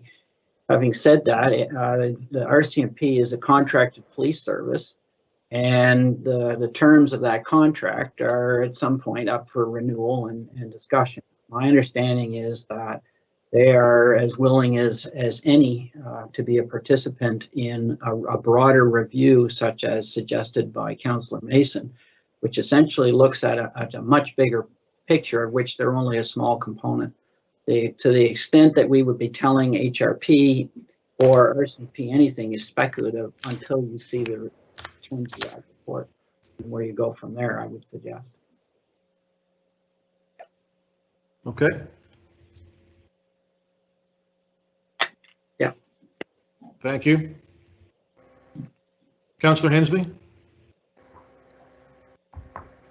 Well, Mr. Mayor, I've been thinking about this, and I'm just kind of curious if I get clarification, because wasn't there a meeting, was it today, of the police commission, and what motion do they put forward? And, you know, the town vote, you're looking for a definition of what defund may be and stuff. I'm kind of wondering, are we going across hairs at each organization in regards to who's reviewing what? You know, this is probably now theoretically the third police service review we're going to be having of this council.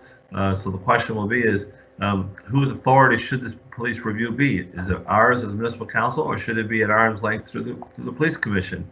So I'd like to have some clarification for us, from a solicitor or the CAO, of whose court does this ball belong into? Okay, well, we'll go to the CAO. The meeting was yesterday, and I did notice a couple of councillors voted against that, on the idea that it was the responsibility of council to take some of that decision making. But Mr. Dubé, Jacques, you were at the meeting or following the meeting? Yes, thank you, Mr. Mayor. I was at the meeting, and what I would suggest to council is that, you know, the Board of Police Commissioners is sovereign with respect to their responsibilities under the Act, full stop, and so is council. So council decides the budget of police and decides the police model. As such, this particular motion is squarely in the wheelhouse of council. And the motion that was adopted by the Board of Police Commissioners yesterday was squarely in their wheelhouse. They decided to, rightfully, in accordance with their collective wish, decided to create a committee to define what defunding means, right? So that has broad implications depending on the scope of that work. There could be some crossover here potentially, but you know, I think they're both they're both useful exercises to the extent that both the governing body decided it was a good idea to do so. And in this case, council may decide to proceed with this review, which is clearly in its wheelhouse and its responsibilities in terms of oversight of police services and the way and how police services is offered here in HRM, and what constitutes a police service that's consistent and in keeping with the Police Act. Don't forget, all of this whatever decisions get made, it has to be consistent and respectful of the Police Act. The Police Act is supreme here in terms of what happens, right? And that was discussed at the Board of Police Commissioners yesterday as well. So all of this needs to be consistent with that. And, this would build on the Perryvale and Taylor report, which sort of, made mention of some potential areas of exploration, and the new chief committed to looking at that and taking into consideration those recommendations going forward. So this will simply build on that, I think, likely provide more detail and more, perhaps a greater level of higher level of detail associated with the recommendations that would come out of such a report. I'd also suggest to you that this will take probably some external resources to deliver on this. I think between my office and Mr. Trey's office and Chief Kinsella's office and Chief Superintendent Gray's office, we can all contribute to this, but I think we need somebody that would be an expert in this kind of work, right, going forward. So that's how I sort of see it, Mr. Mayor. Thank you. Thank you. Councillor Hensby, you're good? Thank you. Thank you. Councillor Nicol, I think, is Councillor Nicol. Thank you. So thank you for that, Jacques, because this keeps changing as the weeks and the days go by. So you're saying this is in our wheelhouse, and this will be representative police services across HRM. That will include the areas that are under the RCMP's jurisdiction, and it will not involve anything to do with the contract that the province has with the RCMP.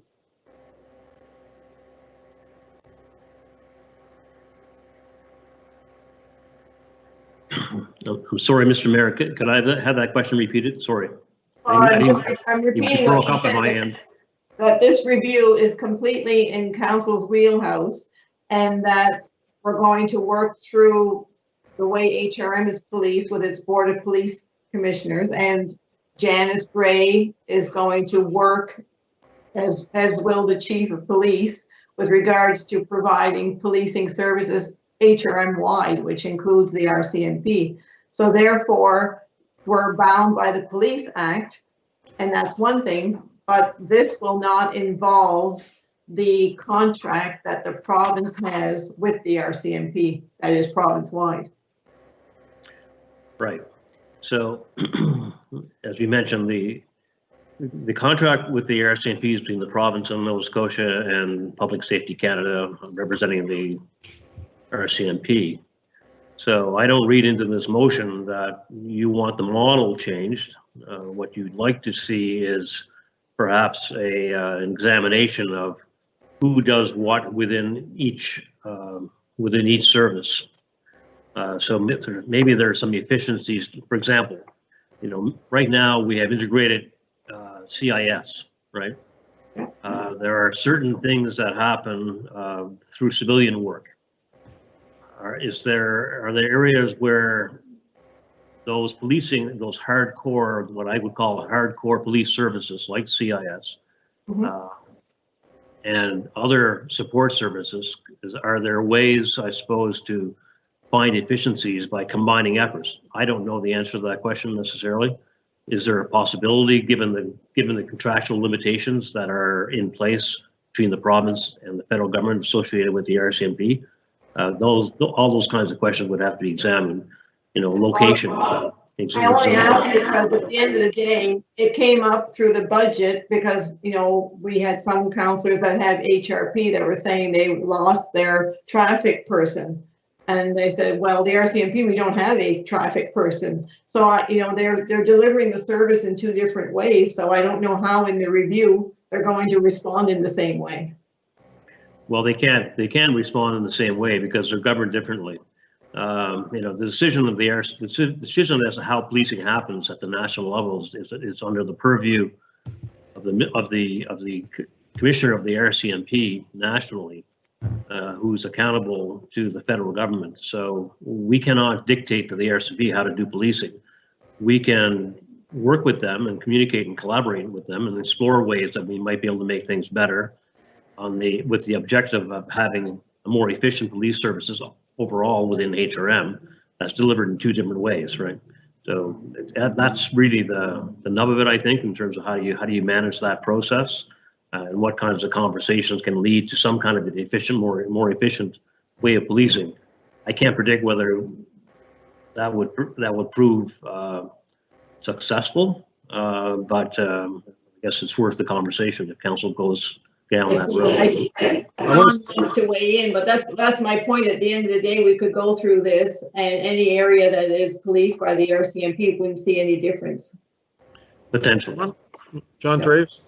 Well, it just, the RCMP, while it may be a provincial contract, we ride through that provincial contract. And so to the extent that there are, the potential for civilian delivery of non-core police functions, that may be different in HRP than it is in RCMP.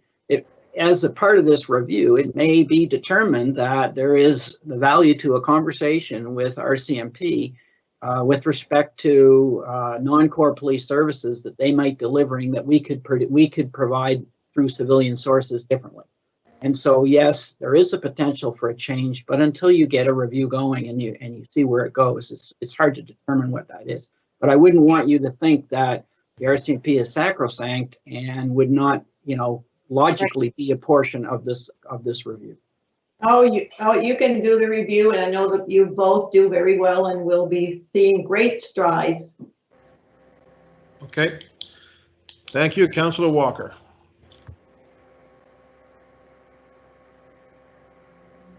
Thank you, Mr. Mayor. Great topic.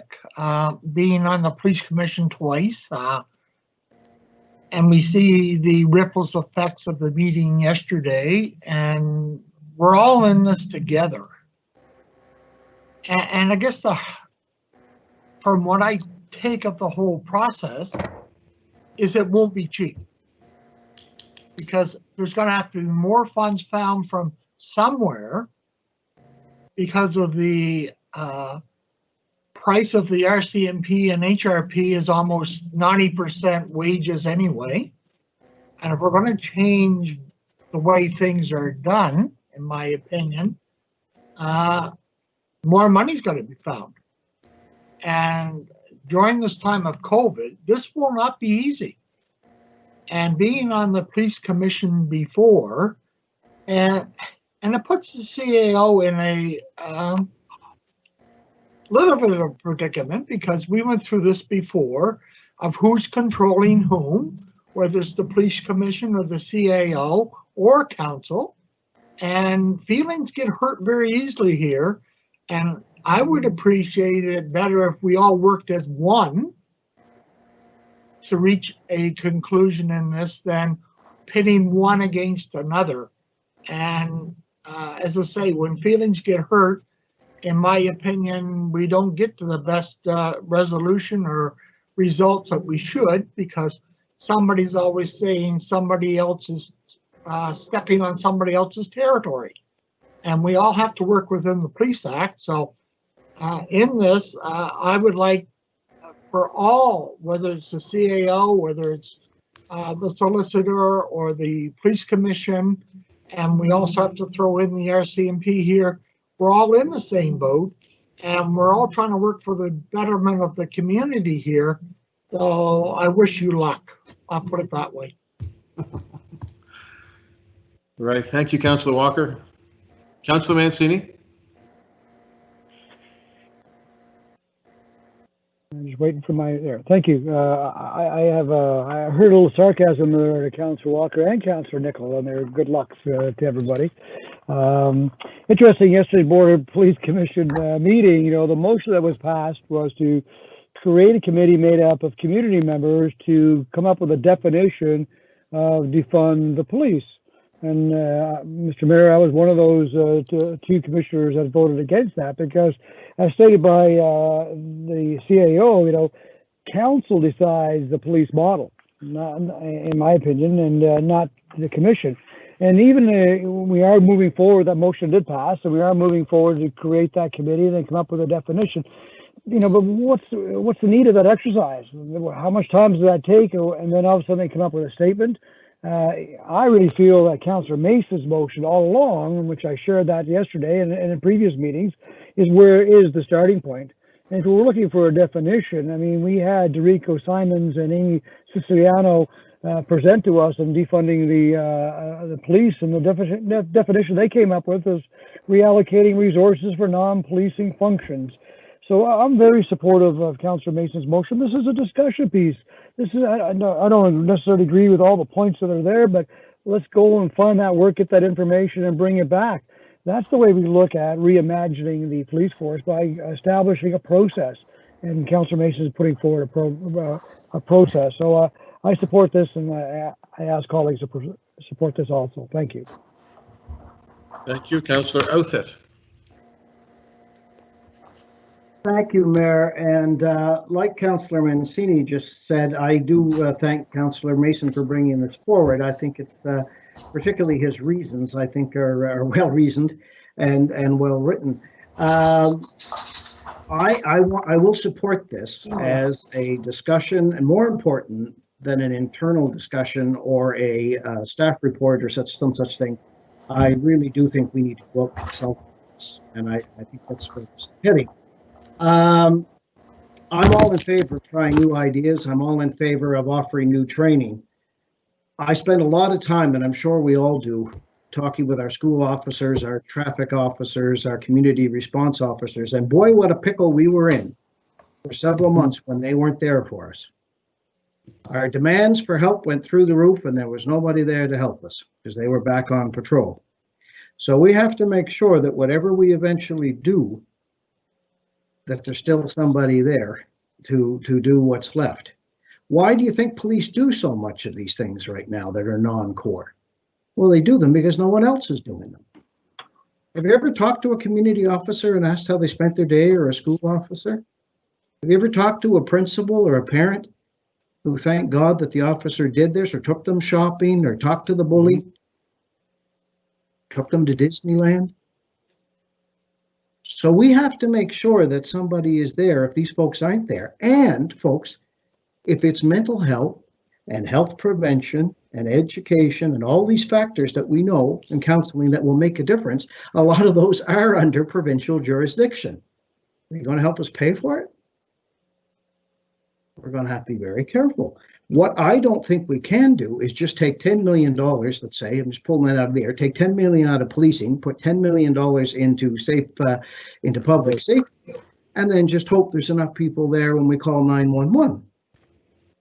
And what happens the first time there is a domestic issue, or there is a wellness check, or there is an issue at a school, when somebody who is better trained, the police will admit it, that are better trained than them to handle it, what's the first thing they do? They call for backup. And the backup is there 6 to 8 or 10 hours, helping them while our streets aren't properly patrolled. So this is very complex, very complicated, very controversial, and I dare say, as Councillor Walker said, very expensive. It's the right thing to do. I support that, but we have got to make sure the province is at the table too. We are not financially in a position to take over healthcare or health and wellness or mental health or housing. And we've got to realize that. Their department budgets are bigger than our whole municipal budget. So we have to be very careful. Will technology help? Absolutely it will. I love the day when police will have, or whatever, whoever's doing traffic will have those decibel meters. I love the idea, and I've lived in cities and visited cities where they have photo radar, where they have red light cameras. Don't think they're cheap though. Don't think they're cheap to put there.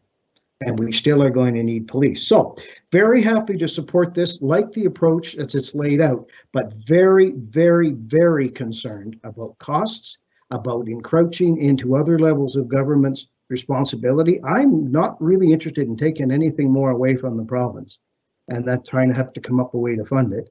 And of course, I represent a district, and you've heard this before, that had more police in it patrolling when it was a town, a quarter of the size it is now. And don't even get, I'm sure Matt and Lisa and Paul could tell you about the lack of policing in their urban areas, patrolling, not responding to 911, code ones, etc. So we have to tread very carefully. Glad this is happening, but boy, let's go into this with our eyes open. Let's put a real economic lens on this, as well as the social policy and whatnot we need to do. And let's bring in the experts to talk to us. It's not so simple as take 10 million out of here, add it to here, and everybody's happy. Anyway, thanks, folks. I'm happy to support this. Thank you. Folks, we'll hear from the Deputy Mayor, and then we'll take a 10-minute break. Deputy Mayor. All right, I will be very quick. Thank you very much. And just to pick up where Tim left off, the province needs to be a part of this. We cannot be talking about these transformative changes and that are going to impact the Police Act, how mental health is dealt with in this province, unless the province is at the table. Very much appreciate Jacques taking this on, because I do agree with you, Jacques, that I think it does make more sense for the CAO's office to take the lead on this.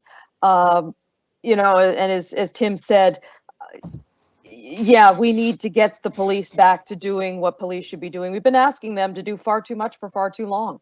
And you're right, I've got communities and subdivisions right now that are overrun with people on ATVs ripping up and down the streets, and kids on motorbikes ripping up and down the streets. And, you just can't get, see, show of hands. Yes, Councillor Nickel. So, yeah, it is imperative that we get police back to doing what they are trained to do and not sitting in hospital waiting rooms for 8, 10, 12 hours.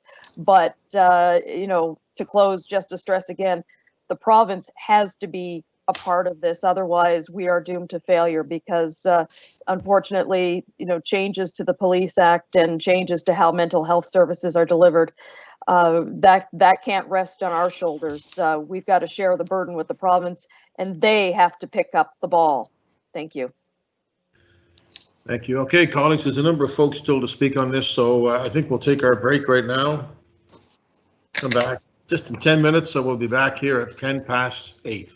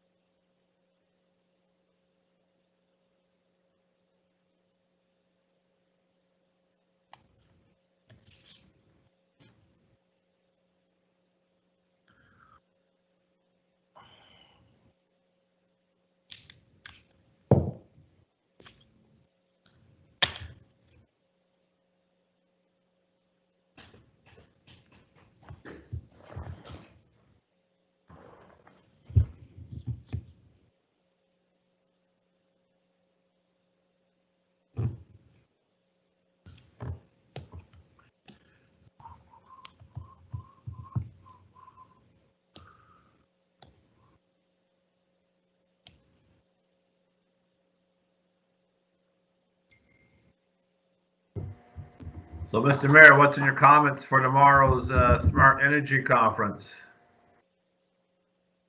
I don't know, is that tomorrow? Just remind mayor and councilors we're still live.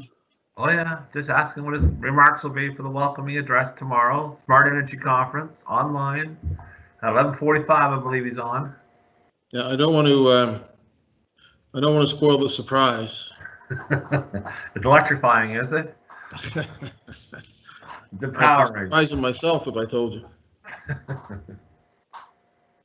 It's good though. So you haven't written it yet, Mike? I'm not saying that. I've just been very focused on council. Yeah, good recovery.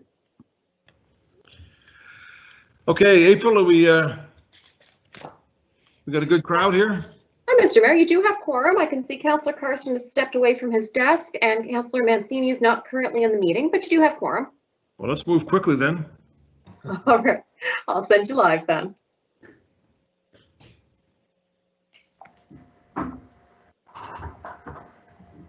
Mancini's got to get a crying towel. Okay, colleagues, we're back. We're on item 12.2 in the name of Councillor Mason, the review of enforcement delivery, the role of police agencies and HRM.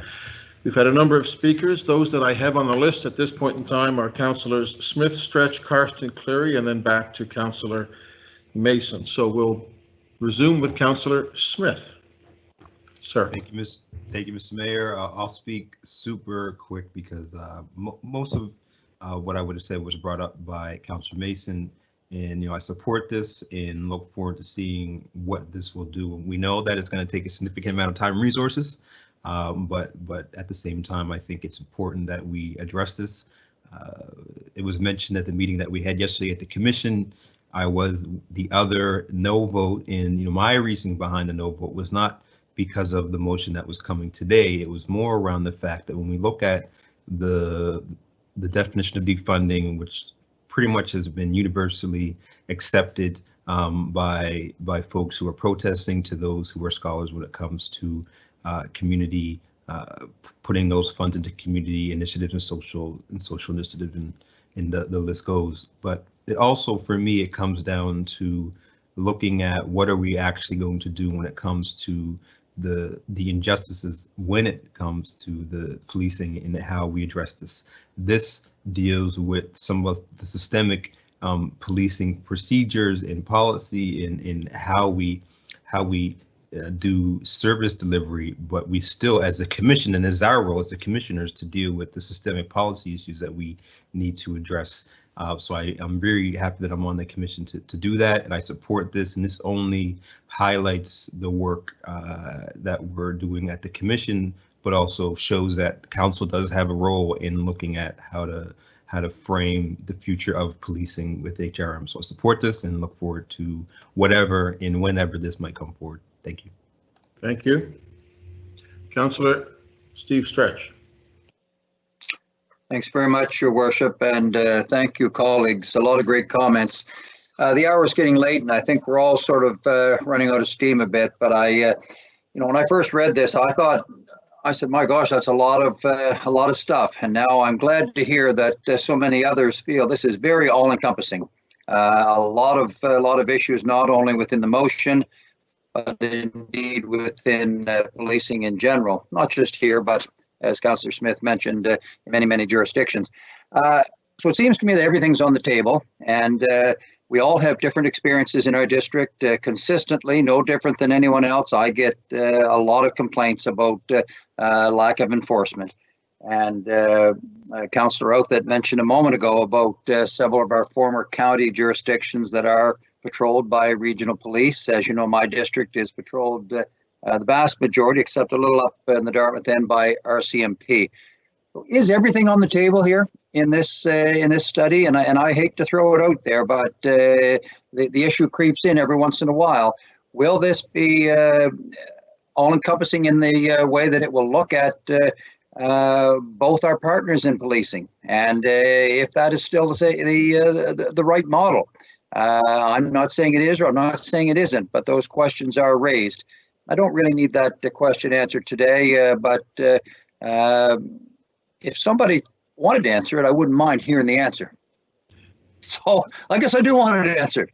Well, I think, Are we talking about potential for that discussion to come up again, Your Worship? well, I mean, John or Jacques could attempt it, but Councillor Mason is the one who's brought it forward. We don't bring staff in for these, so maybe we'll leave Councillor Mason. Is that a fair way to have you speak to it when you, okay. Yeah, I think that's real fair. Mike, it's Tim. Just on a point of clarification, my comment was on urban versus rural in the number of people policing and the number of people on patrol versus not so much which body it was, but you know, the number per 100, the number per 1,000, etc. So just for clarification for Steve. Thanks. Okay, no, and I appreciate that. And that was likely my misunderstanding. At the same time, there is an elephant in the room, and I just want to maybe have Councillor Mason touch on that. Thank you, Your Worship, and I'll be supporting the motion. Councillor Karsten. Thank you very much, Mr. Mayor. I'm going to start at a place that I don't think anyone has, and that is to, oops, he just disappeared from in front of City Hall. Oh, there he's back. I want to take this opportunity to thank Councillor Mason for actually bringing this forward. Now he's disappearing again. So, no, I want to thank him for bringing forward because it's very proactive. I think we were in a couple of weeks there of limbo and not necessarily knowing which way we would look at this. So I like the motion. I like everything it covers. I'm encouraged by what it says at the end that with the input of the police board of commissioners, if they so choose.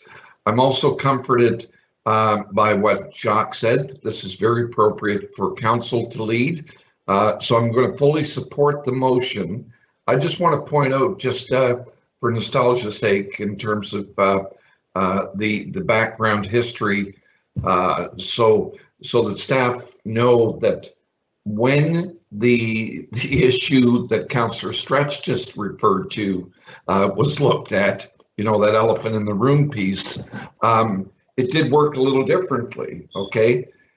It was the police resource study that, if I'm not mistaken, was initiated initially by council, but the work was done by the police commission, the Board of Police Commissioners. I gave Councillor Cleary some of the books not too many months ago. And then they did the work and brought the recommendation back to council. So it did belong to council. Council made the ultimate decision on what the policing model looked like. So this is a little different, but I'm hoping the police commission will actually step in and work along with this piece of work as it moves forward. Anyway, it has my support. And as I say, I'm very comforted Jacques spoke to the fact that this is where this does belong. So thank you. Don't move out of the picture again, Way. Thank you, Councillor Cleary. Thank you, Your Worship. And just very briefly, our society, our communities are very different than they were even just a few decades ago, let alone 100 years ago. So when you think about as societies change, our institutions need to change with them. As expertise is developed in dealing with the problems we have in our communities, think about not that many decades ago, people were just crazy or they were simple. Now we have a whole spectrum of mental health challenges that people face, and we have police officers who are not trained to deal with many of these issues.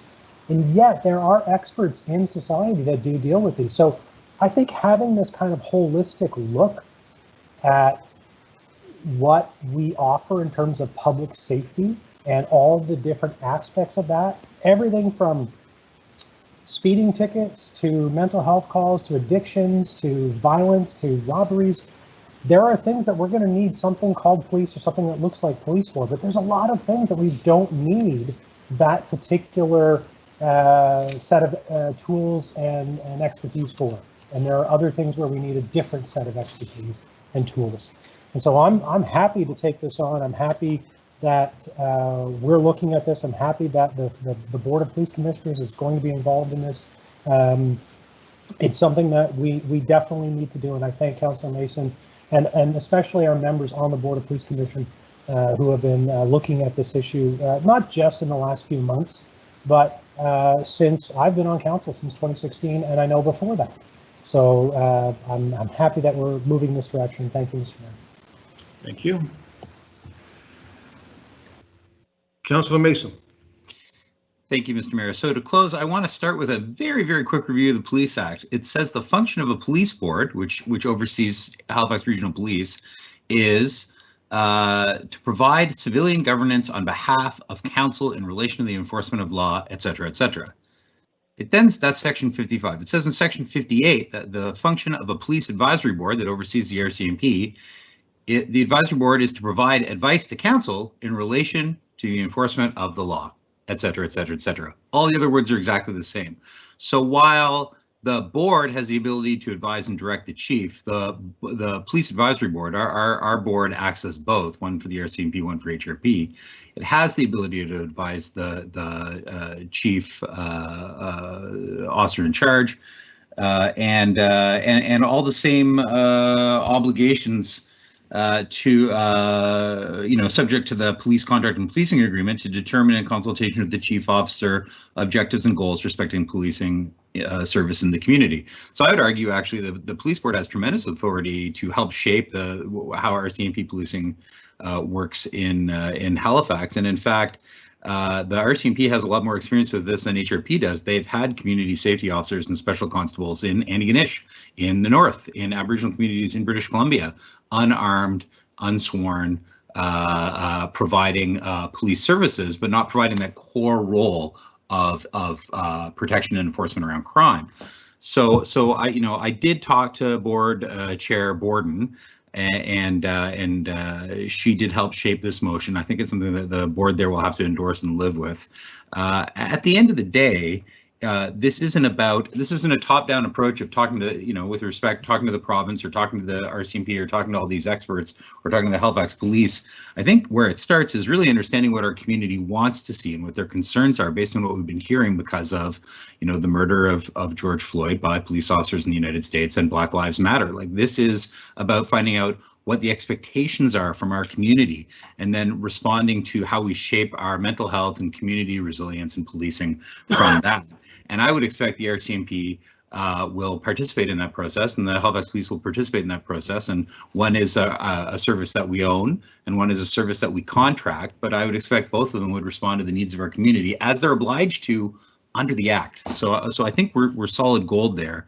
The final piece I want to say before I sign off, other than to thank council for a great debate and discussion, and I really do support the input, is, one of our past police chiefs used to say on the mental health side that we have officers, sometimes a para officers, sitting in one of the hospitals waiting for an admit for a mental health person for a mental health admit for 8 or 12 hours at a stretch. And so part of where the money comes from for this is we have highly trained officers paid over $100,000 a year who carry a gun who shouldn't be doing that stuff. That is not necessarily something they need to do. They need to be there for those core, when safety requires it, when criminality happens. But, what we were hearing from the police at the time was, awful lot of my officers are sitting around waiting for an admit. There has to be a better way. And I think that's a big part of this, is that could save us money. So I'm excited to have the conversation. It's not going to be easy. It's going to be as painful as the Wortley report. It's going to be more painful in a lot of ways. We're going to go deep into deep issues, and I think we need to. I think it's good for us to do it. I think it's brave. So I thank you so much for your support, and I call for the question. Okay, there's nobody else that wishes to speak. We will indeed have Phoebe take us on the vote. Councillor Stretch, For the motion. Councillor Hensby, Affirmative. Councillor Karsten, For the motion. Councillor Nicol, For the motion. Councillor Austin, In favor? Councillor Mancini, For the motion. Councillor Mason, For the motion. Councillor Smith, For. Councillor Cleary, Yes. Councillor Walker, For. Councillor Adams, For. Councillor Zorowski, For the motion. Councillor Whitman, Yes. Deputy Mayor Blackburn, Voting yes on the motion. Councillor Russell, In favor? Councillor Outfit, Yes. Mayor Savage. For the motion, so that carries, and it was a good debate indeed. Thank you, Councilor Mason. Thank you, colleagues. We will now move to 12.3, a motion of Councilor Zarowski. You're still awake, Councilor, and good to go? Doing my best, Mr. Mayor.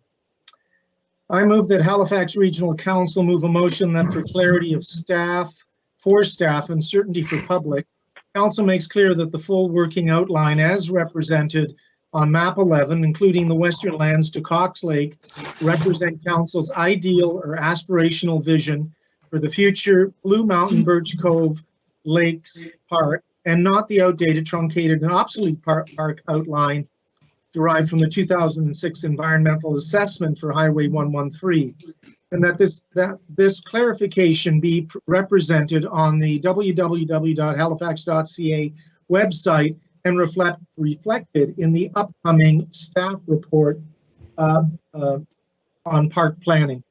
Whitman, second. So, I'll begin by saying this, over the last few years, has been one of the most confusing issues on council, notwithstanding the previous issue in terms of understanding all the ramifications of this. The amount of public support for this is huge, from NGOs to various citizens groups to the fact that staff wants this to go ahead. Right now, there is confusion over the layout of what is designated as the park. And it has been stated that council has the right to change its mind. That is not what this motion is about. Council has been pretty clear on what it wants. It does want a park. It has voted for that. And it has supported the public effort in wanting this particular park. From an environmental perspective, the 2006 map is just not applicable. This was a map that was done for by the province and partially funded by HRM for Highway 113 as an environmental perspective of the impacts of the highway and not the park. And somehow it's become part of the language in what we are considering the park to be. And the 2006 map works against all the green plans that we've had, including the Green Network Plan, which is supposed to link all the areas in the peninsula together so that wildlife has a corridor so that it can move. And the purpose of having this extended version from the 2011 map is to show where we need to purchase the lands in order to protect the core lands that were given by the province over to the city back in 2006. Those lands were there and provided to the city under the assurances that a park would be created and that we would acquire all the other lands around it conforming to map 11, which is what council has approved. We need to do this quickly because the areas of acquisition, in order to realize the aspirational park of map 11, the lands are only going to become more expensive and the property values are going to continue to rise. So once we establish what we need and that this is the park, then we can move ahead. The lands are already under threat. We just had a fire at Hobson's Lake that was just put out. We had to call the fire department. And these lands are at threat. If they burn down, there's no point in having a park. We will lose all the environmental benefits of having them. We need to resolve the urban reserve versus the urban settlement part of this park. The lands are being developed around the park, and the sooner that we establish that map 11 is the map that we want to work with, the the more likely we are to be able to realize this in the short term in a cost-efficient way. And finally, I'll leave this with you. The public is justifiably confused as to what is the park and what is not the park, and why we're acquiring lands and why we can't act on creating a buffer around the lands that we want to protect. So the environmental assessments are telling us that we need map 11 to be the map that represents our aspirational park, not map number 6. The clarity with this tells us and the public that we know where we're going to go in terms of acquiring the lands and what that means for the nature corridor and for the final size of the park, which is what we've promised to the public. So I hope you'll agree with me, and I look forward to your debate. Thank you, Councillor. Mr. Traves, you want to weigh in?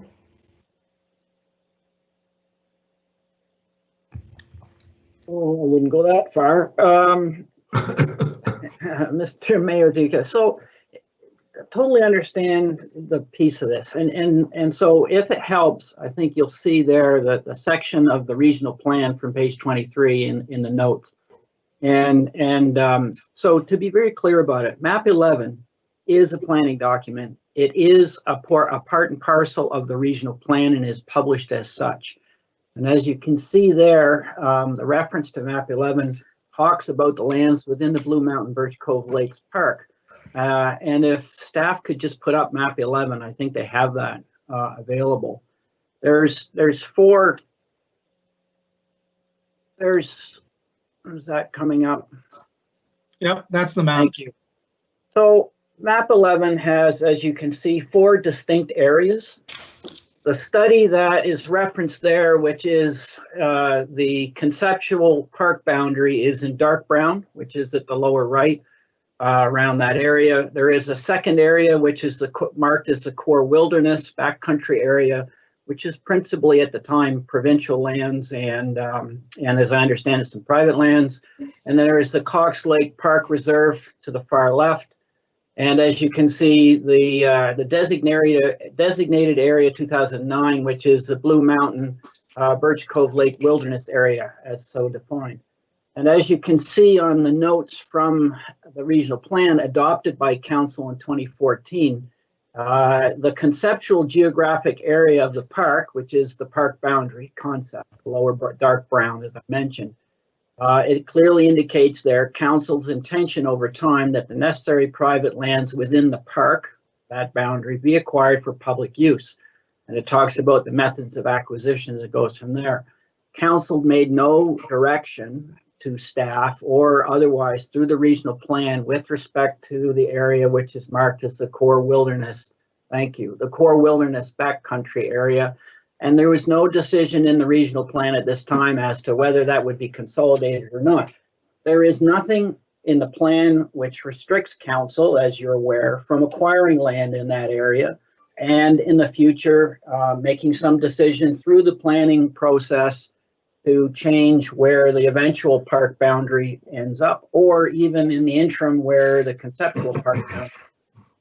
That process, though, can't be achieved through the motion that the councillor is being brought forward. It is a planning document. Under the charter, you have to follow the process for amending planning documents. And so that's part and parcel where the staff report will come forward on park planning. And so that's essentially where we are. And I just bring that forward with the hope that perhaps that would avoid, I know that the process will be to send this off for a staff report, but effectively that's where we'll end up coming back to you with. The confusion in this lies with the fact that what we put up is a 2006 map, which is not applicable, and which, if actually realized as the park, would spell the demise of the park, because it ecologically does not support the wilderness reserve areas, and that the reasoning for map 11 being representative of the park is that it supports the core wilderness area. It has a backcountry and a forecountry, and the backcountry is to be a wilderness reserve. And if it's not protected, and if it's not listed as being protected, it will be encroached upon. And the reason that I'm putting this forward is to have council approve this as the planning document for the consideration of the park in order to make it viable. Otherwise, we're going to lose this. We've actually acquired the lands which linked the two areas through the Nature Trust in the previous council, which was just wonderful. And this is part of the plan for the park. So the reasoning behind, or the political reasoning behind, or the logistical reasoning behind, doesn't have the health of the park in mind. The health of the park is totally dependent on its extended area and the buffer lands that we are to acquire. So it's important that the public understand this, and that the various levels of NGOs and organizations that are supporting us understand this as well. But Councillor, the only way that you can affect that change is through the planning process. You cannot do it through the motion that you have currently. And so why if I may just finish, Councillor, you will see that the conceptual park boundary was defined through the EDM study and is specifically referenced in the regional plan. Which park boundary is that? That would be the dark brown that marked concept, and it is around Quarry Lake, Ash Lake, and that area at the bottom. So that is specifically referenced in the regional plan as being the park boundary as set out in the EDM study, which is incorporated by reference in the regional plan itself. And so that is what council has determined through the planning process as the park boundary. That is not to suggest that council is not free from acquiring areas of the core wilderness backcountry or anything else it feels is important. It just not made it into the regional plan at this time, and it would form part of this discussion that council will have when it gets the report on park planning that is coming shortly. But you can't do it through a motion. It's that through the charter to change the regional plan in the way that you're suggesting would require a different process. Councillor Zarowski, we're going to have to come back to you. We're miles past I'll the close, time. Mr. Mayor.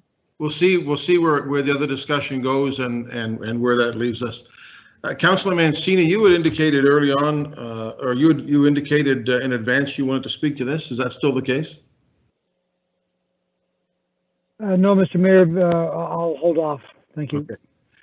Okay. Councillor Cleary. Thank you, Your Worship. And I appreciate where Councillor Zarowski is trying to go and understand our planning process to make any change to regional plans, secondary municipal plans, land use bylaws. There is a special legislative process for us to do those things, and I would encourage him to take that route in order to do that. I believe more park is better than less park.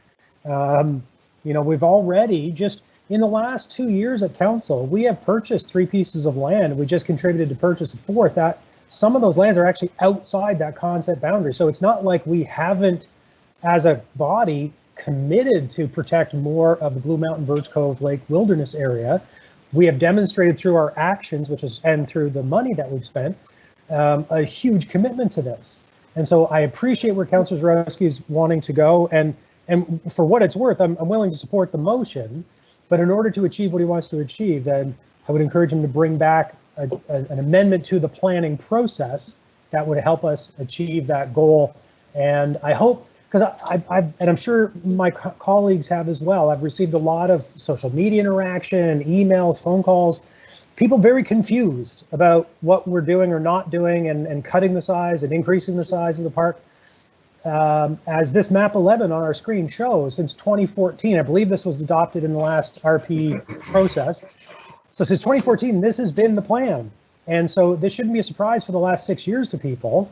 And I agree with those people. I want to increase the park boundary as well. And we bought land that would actually do that. So, you know, I'm supportive of this motion, but I'm also supportive of a process that would actually achieve the goal that Councillor Zarowski is seeking to do. So I'm not sure what his intention is going to be by the time we get to the end of this with his motion, but I support the intent of what he's trying to do. Thank you, Mr. Mayor. Thank you. Councillor Mason.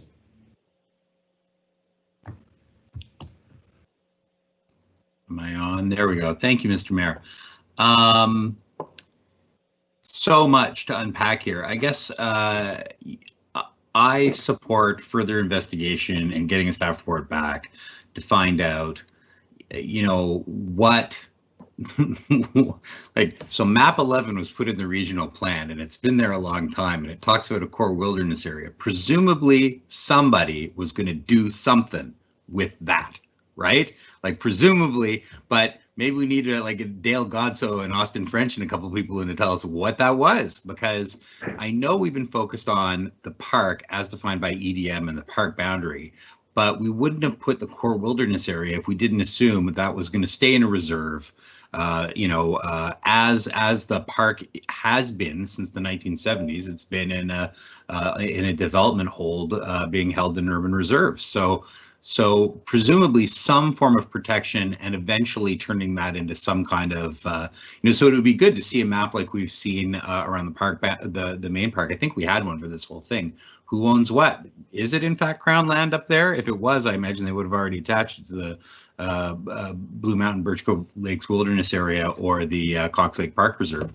Another concern for me is to make sure that this, you know, to have a review of, given all the information we have in the Green Network Plan and connectivity, and then another layer here is that up in Wallace Heights you've got the you've got a reserve, right? You've got a First Nations reserve, and so a large chunk of the potential connectivity where that north-south green arrow is between Perry's Pond and Mason Hill Pond, you know, that's not ours to say. Right, so we've got to have a conversation because I know that they want to do some development in there. The other piece for me is to understand when you look at between Ragged Lake and Second Lake, and then on the other side around Camp Hill Lake, you know, to have staff come back to us and say, outside of that, you know, we're talking. I also hear concerns, and I got the emails too. So many emails. I'm going to talk to the Ecology Action Center about how completely ineffective it is to hit us with that many emails, because it's just too many. But the core wilderness area also needing a boundary or a buffer around it. Well, part of how we can get that without paying any money is that all that stuff requires open space conservation development right now in the regional plan, and it requires significant green space to be set aside for any kind of development to happen. So potentially we could get a nice green buffer through that process. And I'd like to understand how those things can play together. So there's a lot of updating that needs to happen because of open space conservation, because of the Green Network Plan. But the start is, and I don't know if there's any staff on the call who can address this, is what was the intention with the wilderness, with the core wilderness area? I mean, it's there for a reason. Surely it wasn't like, and then hopefully nobody builds anything there. Like, I don't think that was the intention. So I don't feel like we're that far apart here. The park boundary, that's clearly there, and we've been focused on buying land for the park. But what was the intention? What did they see the long range plan being for the core wilderness area? Does anybody know? Can we have a conversation about that?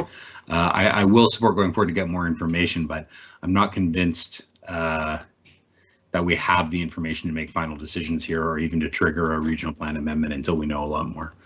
Thank you, Mr. Mayor. If there's any staff who can answer that question, I'd love to hear it.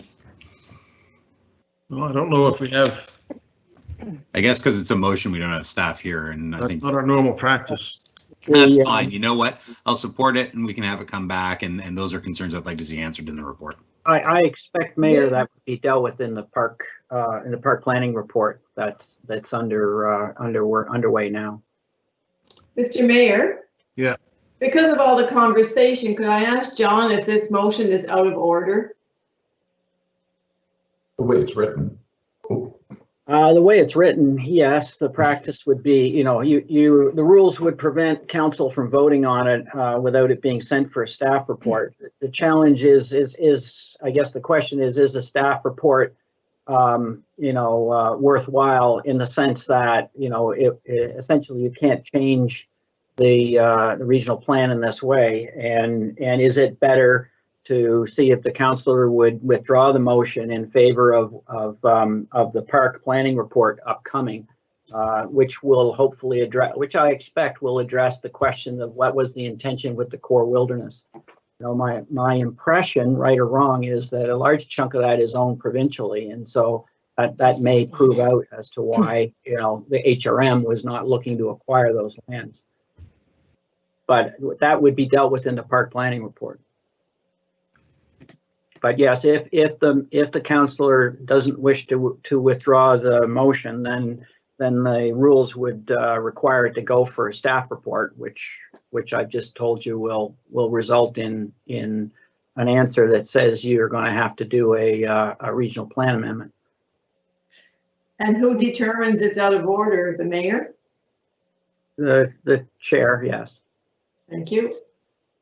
Councillor Hensby.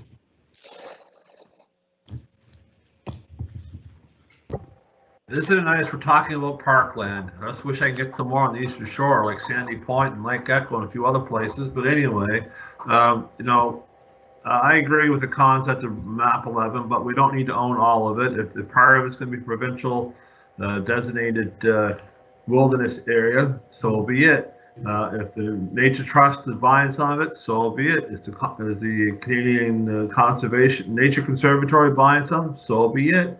You know, we don't need to own all of it, and all of it doesn't need to be classified as a park. If it's all going to be a natural green belt network in regards to having that connectivity, so be it. So I think that, as Councilor Mason said, take map 11 and layer it over who are the current property owners and see who owns what now. Because, like, you know, we just heard recently that Nova Scotia Nature Trust, with our contribution a few weeks ago, has bought some of that corridor in between. Which parts are still provincial crown lands? Which parts are still private? So that's what I would want to focus on, is where's the private properties within these boundaries or within this map? And then those ones should be targeted. But does it have to be us to target it? I don't know, perhaps in partnership with the Nature Trust or the Ecology Action Center or the Nature Conservatory, whoever. Ducks Unlimited. You know, let's just go move forward with something. But you know, I think we need the data, and the park plan review. I hope it reviews not just the western region, but the eastern region too. Thank you, Sandy Point. We need it. Councillor Austin. Thank you, Mr. Mayor. Turn the light on in here. Daylight's gone away from us. As a question, one of the things that, of course, was shared with us over email is a question about the title of map 11. And it kind of goes to what Councillor Mason was saying. If it wasn't intended to be part of the park, how come it was identified in there in the first place? Whereas the title of the whole map is Conceptual Park Boundaries.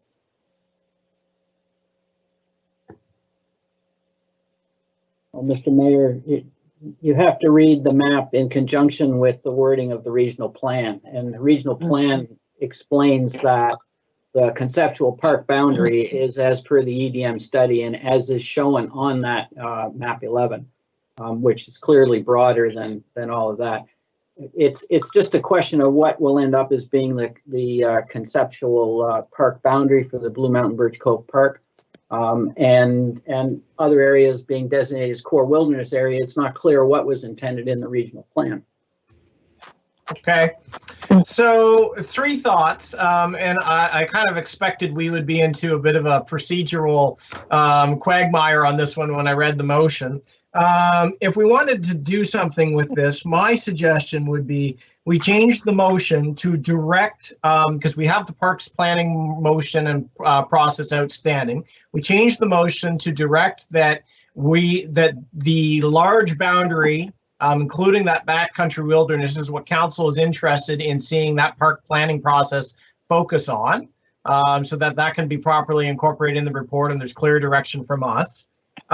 We have a regional plan process underway, so that would be the place where we could potentially amend a map 11 if we decide. We certainly can't do that tonight. That's a longer, complicated thing, but we are reviewing the regional plan, so there is the avenue coming for that piece. And then the last one, and this kind of just goes to that community reaction piece, where people who, they got the report, they saw the nature trust piece was not getting a positive recommendation, and they objected to some of the language in there. And there have been many maps floating around, but when you go onto our website, there's only the one from the regional plan. Whereas if you go and you take a look, and the Ecology Action Center sent the packet of maps around, if we look at the Dakin Drive map, it sure looks like a very different sort of park that was contemplated, and that was our map. And it's almost, it has the feeling of like that's been buried and forgotten, which I don't think is the case. At least I hope not.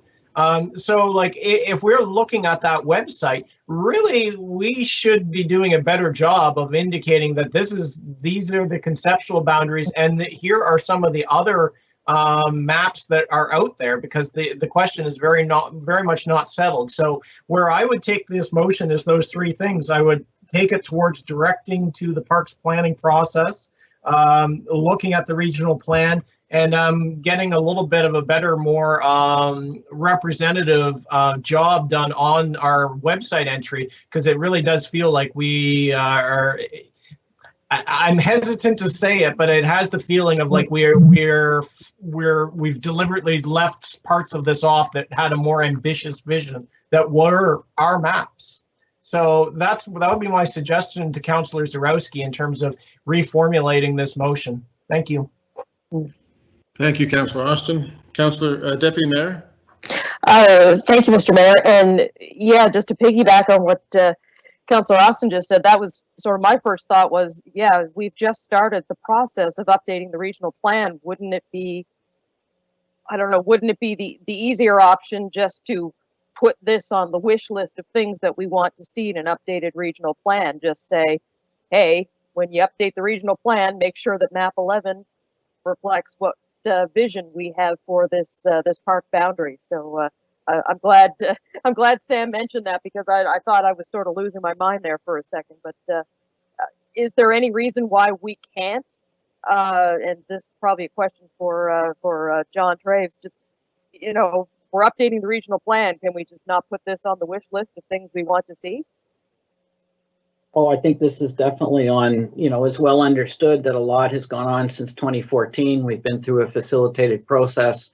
I can talk to the Dakin Drive map, but there's no doubt that this will be addressed in the regional plan. In fact, it will come forward before then as part of the park planning component. And if council's unsatisfied with the proposal or recommendations of staff, it'll get addressed at that time, which will then feed into the revision of the plan. So I'm not sure that anything further is going to need to be done. I think staff's well aware that if this is not addressed in the park planning process, it will be. I don't know if there's anybody. So I mean, the bottom line is we all know where we want to end up. We're just arguing now which routes to take.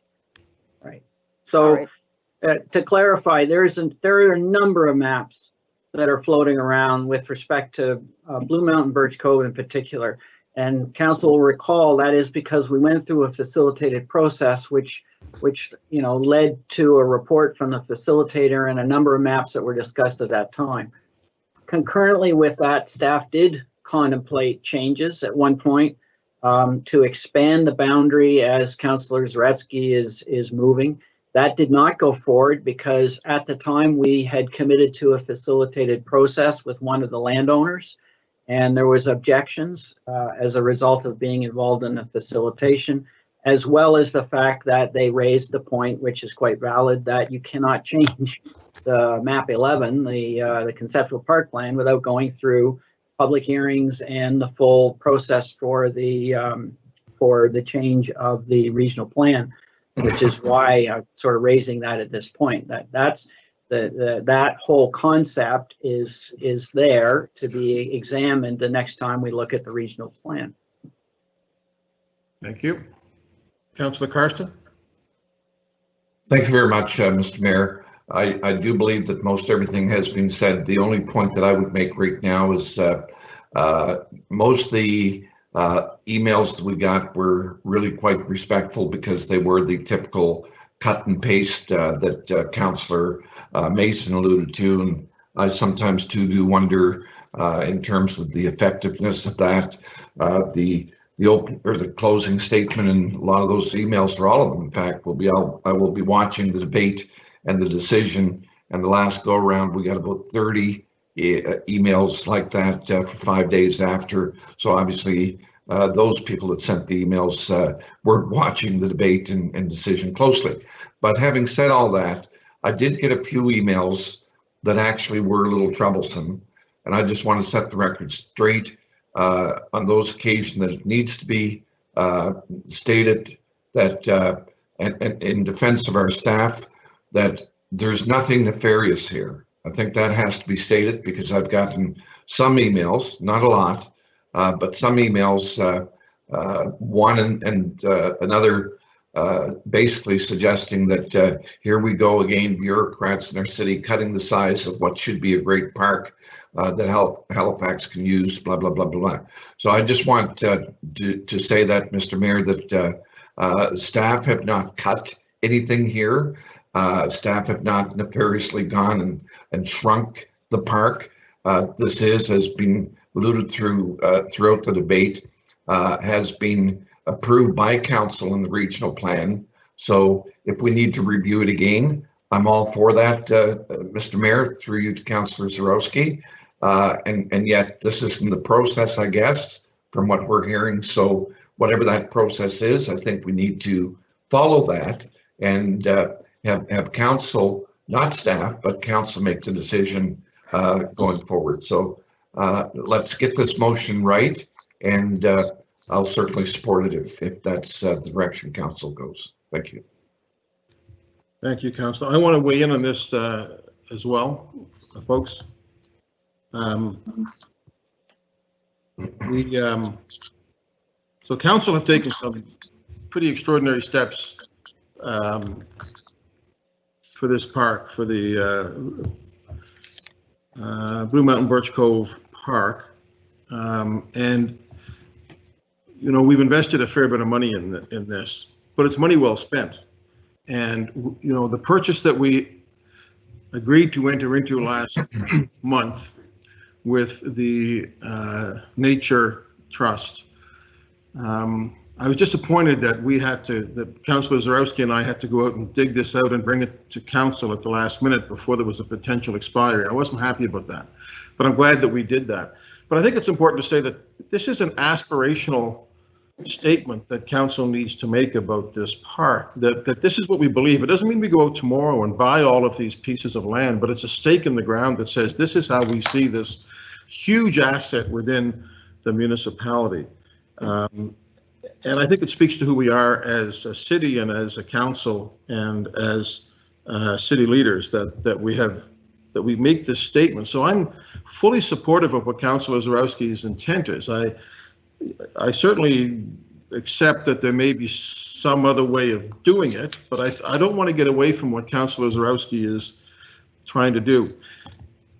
I also think that the confusion here could have been resolved if we had accepted the advice of the Friends of Blue Mountain Birch Cove and set up a staff-led group, working group, with this group of people who feel so passionately about this piece of land. You know, sometimes, you know, when you work with community, it can be a hindrance, it can be a bit of an annoyance, but it's really important that we do it, that we listen to what people are saying. And I think that if we had this kind of a group, no one's saying that we give up our responsibility as a city, that we're taking the job away from staff, but I think we would resolve a lot of these issues in advance if we actually set up this kind of working group, as has been suggested, and it could be modified by us, but I'd like to see us listen to what the people are saying before it gets to the point that we have to get flooded with emails. I would also say, yes, there's a lot of confusion. You know, I had a text discussion with somebody for whom I have the greatest respect yesterday, who thought there was a new staff report that came out yesterday because of what she saw in the media. And, you know, when I explained, and by the way, there's a big difference between donating land that you own, Crown land, as opposed to us having to go out and buy land that we don't own. That's a huge commitment. I mean, that's a big commitment that the city is making. But so I hope that we can resolve this issue.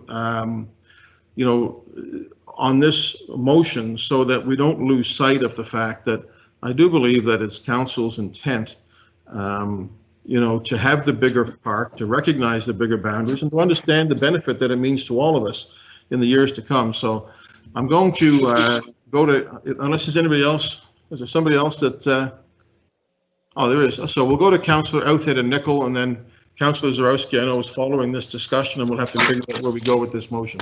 Councillor Outhead.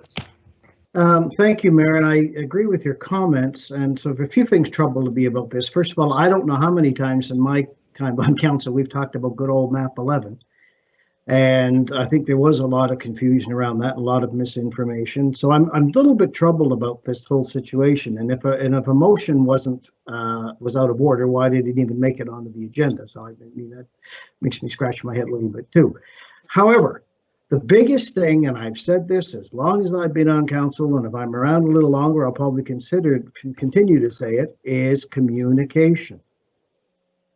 What are we going to say tonight to people? We should not assume that thousands of people are watching this and thousands of people are going to go to the website and all this. I think people need to know what we said tonight, why this motion was in order or out of order, what the vision is, what the plan will be to look at this again through the regional plan. Remind people of all the land that we have bought, including land that really wasn't even in the plan that we bought only 2 or 3 weeks ago. Instead of having I called Richard and teased him the other day, and I said, my God, here we are with our bi-weekly panic on Birch Cove Blue Mountain, and all the emails start coming in again. But we also have to get people to understand, and I've said this before as well, we also wanted the backlands, we also wanted the 100 Islands, we also wanted to expand Sandy Lake Park. We're in litigation with Annapolis because we're $100 million apart on what we think the land is worth. This is going to take a lot of money and a lot of time. This is not something that this council or the next council will finalize. But it is a vision that we see, we share, and we have acted on, as you said, somebody said, in actions and money. But could we please try and communicate that this is what happened today and why, explain the results of today, and also explain that this is going to take a while and be costly. We all share the vision, and we've done that repeatedly. I don't know how many times I've seen map 11 and we've said, oh yes, we want map 6, we don't want map 6, we want map 11. But it never seems to be communicated. And then if motions come forward that are contrary or not consistent with that, then let's head those off, because of course the public are confused by this. We're confused by it. Anyway, I'm happy. I guess I'm kind of glad we had this discussion tonight, but I really think that we've got to, let's agree to communicate and explain to people what we've done, what we're doing, why we've done it, and how they can come forward during the regional plan. Thanks, Mayor. Thank you. Councillor Nickel. And I wasn't going to speak, but I just wanted to just ring in again about the process, because the regional plan is a 25-year plan for growth. And Councillor Hensby and I know very well that if we changed any boundaries as defined, not just park plans, I'm referring to development plans. The Acoma property has been waiting for a long time. So if I came forward to council and said, okay, I'm just going to ignore the regional plan and the boundaries that they have in place for development and make the change, I think this is what's coming forward the way it is coming forward now. So I don't know how Councillor Zarowski is going to ask for a staff report, but to the mayor's point, what the Acoma Lanes were told was they would have to go through a development master plan if they wanted to bring anything forward. So I don't know if we have a park master plan to look at this. That's what map 11 is. So again, it goes down to the process, and like Councillor Austin said, the park planning process is where we should be going, not what's on the floor right now. Thank you, Councillor. Councillor Zarowski, do you want to jump in here? Yeah, I do. So much of the confusion lies around the labeling of map 11. And so when we look at it, it says Blue Mountain, Birch Cove Lakes Conceptual Park Area. And no matter how you look at it, that is the title of the map. And the legend is what's listed below. So it's easy to see where the confusion starts to come in, where you have park boundary concept or wilderness area, all laid out as a legend. But the title of the map is the aspirational conceptual park area. And it includes, and it shows all the areas that are in there. Now, when you go to the city website, it shows the 2006 map.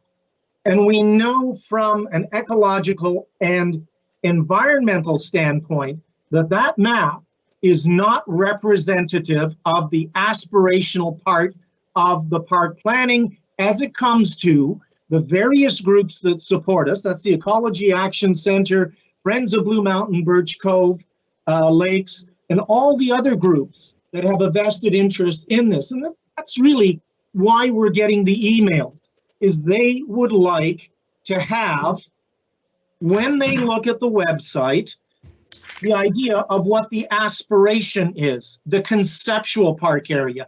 And I'm not asking you to change anything. I'm just asking you that this be represented on the website. If you read my motion, that's all it states. We don't want to use map 2006, we want to use map 11, because map 11 is labeled Blue Mountain Birch Cove Conceptual Park Area. And that is the aspiration of this particular park, and all the groups are working from it. And when we deviate from that, we miscommunicate. And when we miscommunicate, then we spend all our time getting tangled up in our own underwear. So I am seeking guidance to make this motion work so that we don't mislead the public. I would like to see map 11 on our website so that everyone who looks at that can understand what we're aspiring to. That's not the final plan, and that doesn't get in the way of the request for park boundaries. That, when it comes out, we will debate and we will decide upon. But until then, that map 11 gives us what we are aspiring to, not map 2006. And that was the purpose of this particular motion. Okay. I'm going to go back to John Traves, because John is saying that this motion is not in order. Correct? Correct, Mayor. And I hear the councillor's intent, and I'm trying to find a way beyond what I've already suggested, which is that, you know, this is clearly the issue fundamentally is the intent with respect to the core wilderness areas shown on the map, because you cannot look at the map in isolation from reading the regional plan, in which the regional plan clearly sets out that the appropriate boundaries for the Blue Mountain Birch Coves Lake Park are as determined by the EDM study, which is the dark green area shown on map 11, not the entirety, including the core wilderness area. So, you know, that is the challenge with the motion. It's contrary to what the regional plan is. I drew map 11 off of the website. So, you know, fundamentally, the process I would suggest, I just can't see a way of fixing the motion as it's written. But, you know, if there was a motion, it would be to direct staff to address the core wilderness area shown on map 11 in the upcoming staff report on park planning. And so that essentially is one of the things. So who owns it? What is the intent? And then where does council wish to go from there with respect to how that may play into the longer term piece? It may be that upon, you know, understanding the property, the council does not want to have it as part of Blue Mountain Birch Cove Municipal Park. It may be part of a provincial piece. It may be part of private land holdings. It's hard to tell. The conceptual park that's there is the lands that staff was directed under the regional plan to attempt to try and acquire over time and was part of the facilitation. It did not include the core wilderness area. So realistically, the direction as I see it that would be most helpful for staff is a simply one of saying, listen, staff, you need to address the core wilderness area in the upcoming staff report on park planning as to who owns it and what is the intention of it with respect to the future of the broader wilderness and park areas. That would be my suggestion. As we enter hour 11, or maybe it's hour 12 of the council meeting today, with occasional bio breaks and food breaks, let's try to figure out how we do this in such a way that we don't lose the intent of Councillor Zarowski's motion, but that we don't pass something that is not in keeping with our legal obligations to the municipality. Jacques is suggesting something, Richard, I don't know if you've seen that in the chat line, that could he be directed to come back with a motion that meets the intent of what we are trying to achieve at the next meeting? I'm wondering, Richard, if that might be something that you and Jacques and others could try to come to terms with. Yeah, part of the problem is I'm also getting punchy.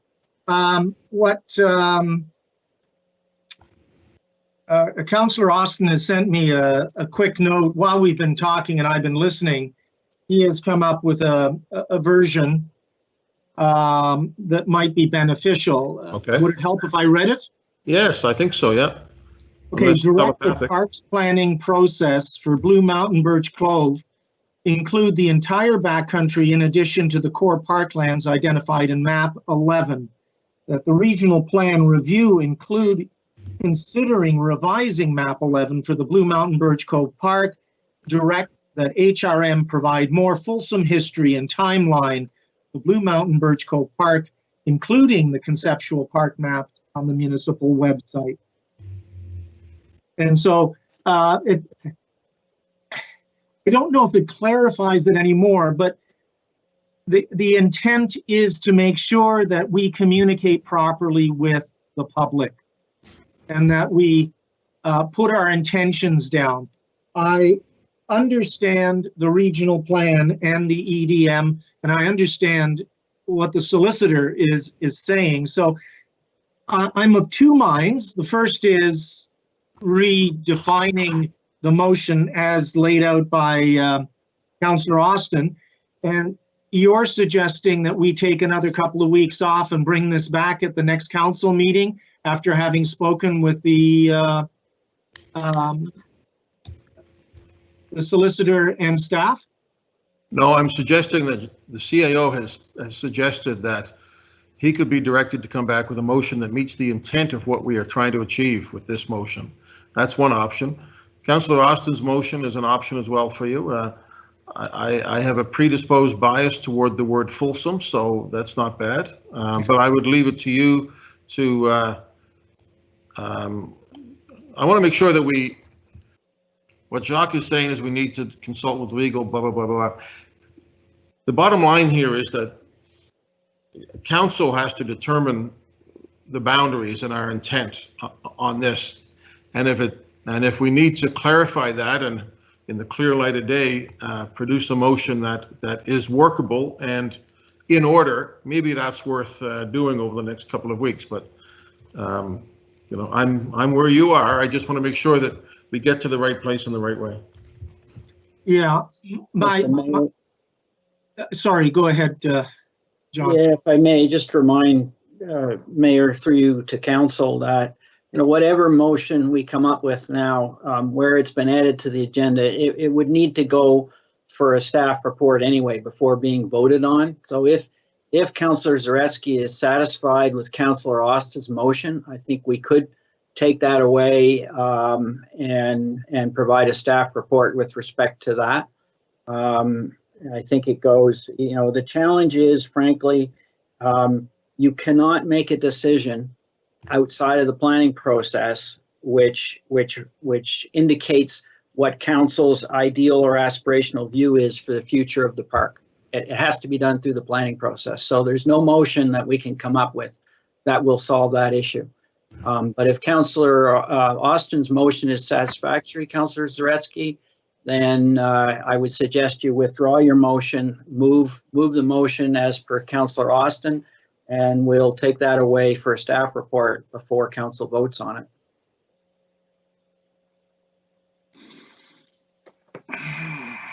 All right, I will go with the motion. I will withdraw my motion.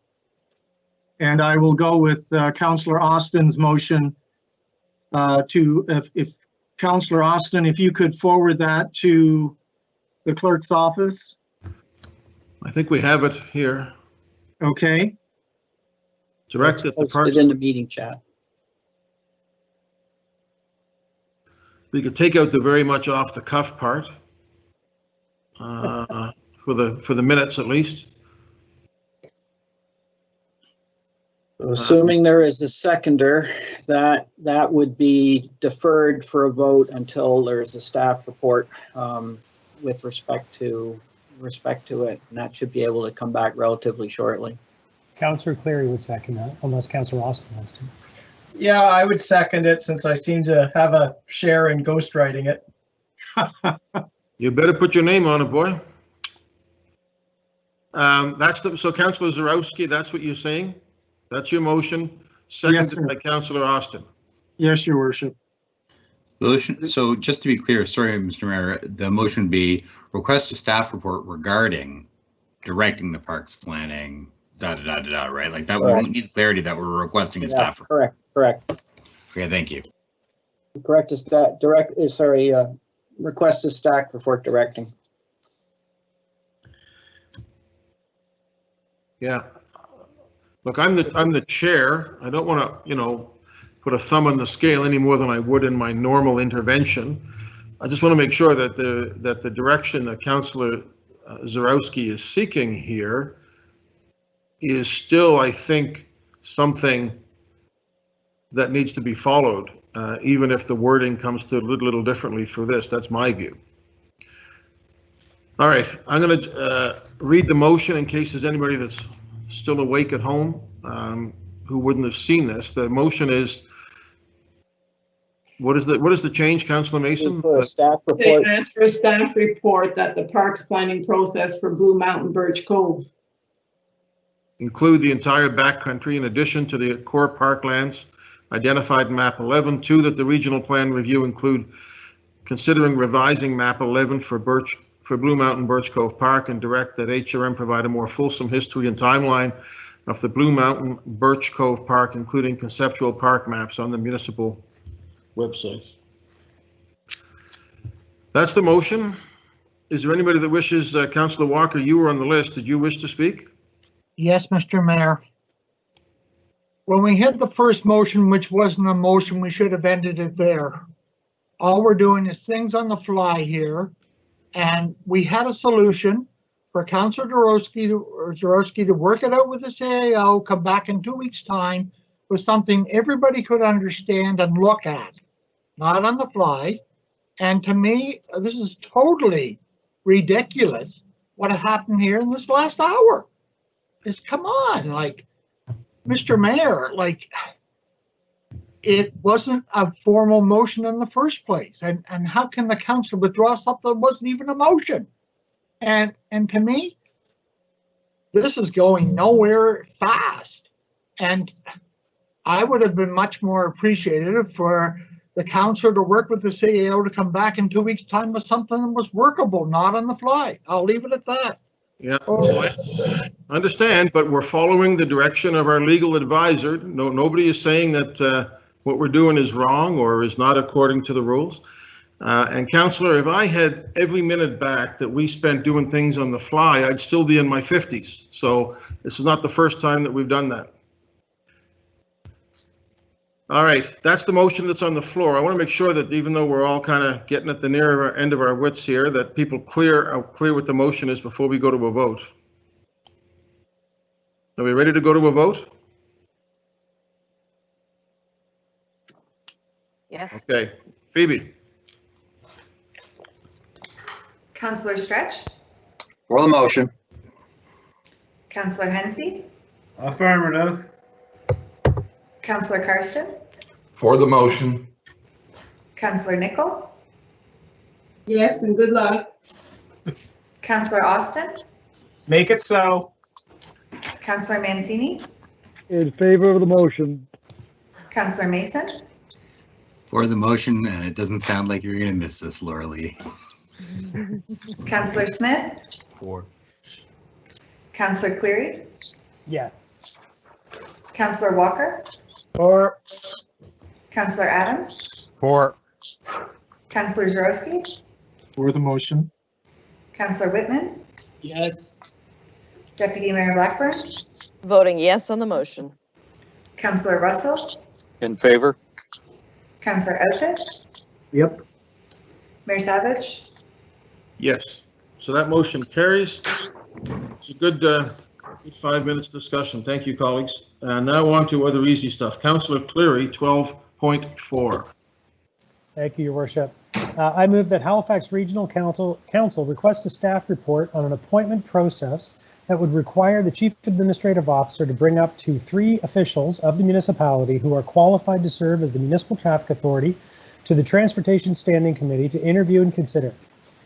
The Transportation Standing Committee will then make a recommendation to Council for approval of its appointment under Section 86 sub 6 of the Motor Vehicle Act. Second, Zarowski. People, thank you, Your Worship. People may recall, we actually, after I asked for the information report to be on our last agenda, talked about this at length. So I'm not going to regurgitate all of those arguments in light of the hour. Suffice it to say that I know the CAO will be bringing an appointment in September. And so this is a staff report to look at that new process. So he will still bring forward his current suggestion for an appointment to council. This will be a new process, and I don't know when the staff report will come back, but I would expect at some point we'll be looking at a new process because this is our appointment is very important, and I know it's the kind of thing, as we discussed last time, that we want to make sure we have a traffic authority that is doing absolutely everything possible to uphold the integrated mobility plan, the road safety plan, all of those things. So I'll leave it there. Thank you very much. Thank you. Colleagues, any discussion? If not, Mayor, just Tim quickly, is this in order? Again, just before we go into voting on this and whatnot, because I mean, obviously we can give direction to the CAO. The CAO largely appoints staff, and we do bring occasionally things forward to approve them. I just want to make sure, and I support the spirit of this, don't get me wrong, but is this in order? Is this something that we can tell the CAO to do? And John, can you address that? John? Yeah, just letting my mic turn on, Mayor. Mayor, through you, Councillor. Mike or Michael trades. Turn that off. Staff reports in order. If the council has the authority to appoint the traffic authority, then reasonably it can look at the process by which that's done, I would suggest, but we will go away and take a look at it in terms of what's practical. The CAO is the head of the administrative branch, and is also the employer, and there's a restriction on members of staff directing employees, so we just got to make sure it all fits together, and we can deal with that in the report. Thank you. Thank you, Joe. Let's call the roll, Phoebe. Councillor Stretch, Against the motion. Councillor Hensby, Affirmative. Councillor Karsten, No. Councillor Nicol, Yes. Councillor Austin, in favor? Councillor Mancini, For the motion. Councillor Mason, For the motion. Councillor Smith, For. Councillor Cleary, Yes. Councillor Walker, Against? Councillor Adams, For. Councillor Zarowski, For the motion. Councillor Whitman, Yes. Councillor Blackburn, Voting yes on the motion. Councillor Russell, In favor? Councillor Outfit, Yes. Mayor Savage. Opposed? That motion carries. Okay. Councillor Cleary, we go back to you for 12.5. So I move that Halifax Regional Council request the mayor send a formal invitation to the Minister and Deputy Minister of Nova Scotia Transportation Infrastructure Renewal to meet with the mayor, chief administrative officer, and other staff as necessary to begin discussions for additional authority under provincial legislation that would help Halifax achieve its goals for road safety, recognizing that Halifax Regional Municipality is different and has different staff expertise when compared to other municipalities and the province. They're getting tired, they don't get it. Seconded, Zarowski. So again, very briefly on this one, as we chatted last meeting, and I know, Mr. Mayor, you're very, very, very good at sending these types of letters, but I'm also, if this passes, putting additional pressure on you to actually try to negotiate for us some additional powers. Our staff, Mr. Kucherlakis, Mr. Anguish, our CAO and our solicitor have on many occasions articulated the obstacles that they feel they have working with the province, especially when it deals with transportation issues, to help make our roads safer. And so if we can in any way break that impasse and to actually be treated differently because we are different, then that would be beneficial. I know councillors Outhit and Nickel certainly lament this constantly at our Transportation Standing Committee meetings. So hopefully this would be and end up with a positive outcome at the end of the day. Thank you. Can I go again? Thank you. Oh, wow, okay. Councillor Outhit. Thank you. Thank you, Mayor, and I absolutely support this if it's necessary, but I want to ask Jacques, based on his comments, I think it was earlier today, it might have been last meeting, that the province, the meetings are underway and that discussions are underway and there is progress being made, maybe I'm putting too much into the Jacques, regarding recognizing that municipalities, particularly one our size, does need more control over its traffic, etc. So, and what I'm saying, I don't want to put the mayor into a situation where we ask him to write a letter so whoever gets the letter says, yeah, that's nice, we're already doing it. Didn't anybody tell the mayor? So Jacques or John or somebody, could you tell us, is this not already underway and would the letter be helpful? Thank you, through you, Mr. Mayor, to the councillor. Yes, there are very constructive conversations going on already. There's a review of the act. The province is looking at this from a red tape reduction perspective as well, looking at putting, giving the authority to our traffic authority that we've been seeking. So I think at this point, I would rather continue that work as opposed to trying to escalate this matter at this time. I think it may not help, but understanding that, as Councillor Cleary says, if it's necessary, we could always trigger that move. But at this point in the piece, I don't believe that it is. I don't believe it's timely, and it's probably not productive use of our time or their time to engage in that level of conversation, because there's strong signals that we're getting that may well achieve what we're trying to achieve here in the shorter term. Thank you.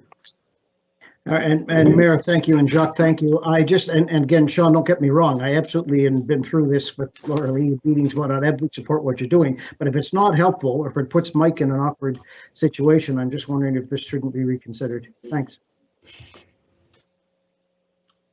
Okay, don't worry about my job description. Item number 2 is be put in an awkward position. Don't worry about that.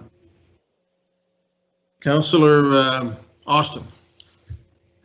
Thank you, Mr. Mayor. And just briefly, I'll support this one. I just wanted to remind everyone we had not one, but 2 examples today of where, when it comes to transportation stuff, the province is an impediment. Our parking fines piece, and then, of course, our TNC discussion. So it's a rather timely meeting to have this because we have not one, but 2 examples. Thank you. From somewhere on the highway, Councillor Russell is joining us with a question. Thank you very much. I'm actually close to Truro right now.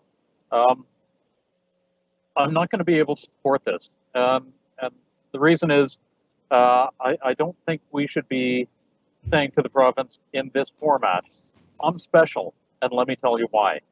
I think that sends the wrong tone. I think for the CAO to have the discussions that he had or that he has been having makes a lot of sense, and I would like to see those discussions continue. So I don't think this is the right time or the right format, frankly, for this, and I'd like to see the other conversations continue. Thank you. Thank you, Councillor Adams.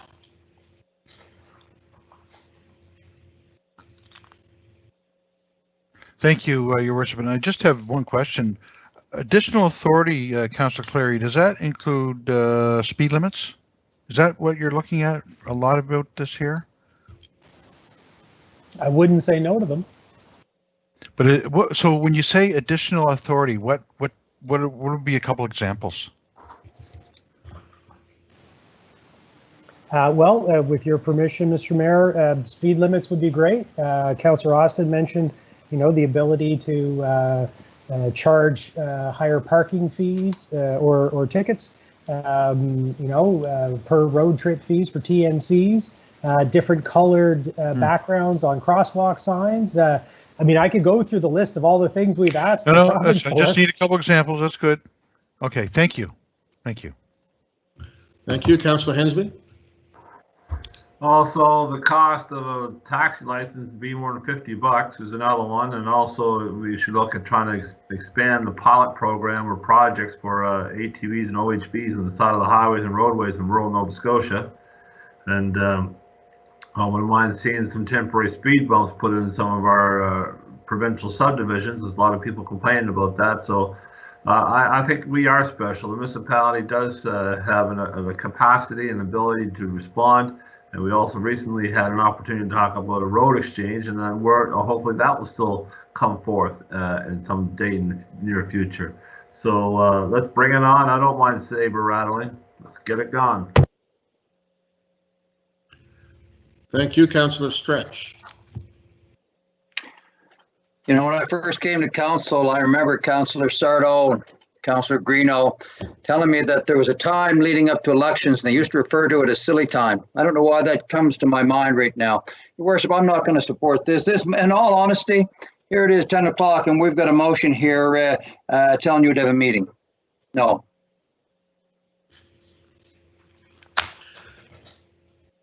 That was direct. Okay, thank you. You made me look at the watch. It's not quite 10 o'clock. If I did, we need an order to keep going, I suppose, even virtually. Councillor Mason? He's a half hour ahead of us. There, am I on? Good. Councillor Stretch, you're an example of this all. Thank you for your brevity. I think that this should be deferred because what I heard is the CEO saying that we've got momentum and this could potentially stall that or damage that. So I'm wondering if I don't want to, if you want to put it to a vote, Sean, that's fine. But if I see a nod that you might accept a deferral for 3 or 6 months, okay? I'll second that, Tim. I'd like to make a motion to defer this for 6 months. Or until we hear a report from the CAO. Second. Moved by Councillor Mason, seconded by Councillor Stretch, that we defer this until we hear back from the CAO on his discussions. That's the motion on the floor. Is there anybody that wishes to speak on the motion to defer? Well, with a limit of 6 months, I think maybe, could we put a time limit in as well? Yeah, it says 6 months. Maximum 6 months. Councillor. Sorry, I didn't see that. Councillor Karsten.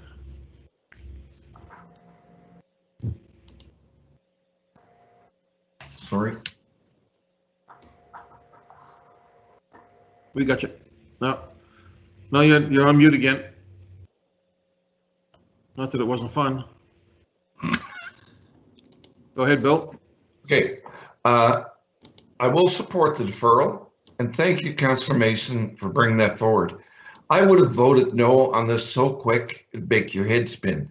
It's almost like saying, Mr. CAO, we heard you that things are going well, but we'll send in another strong arm, namely the mayor, to help you along.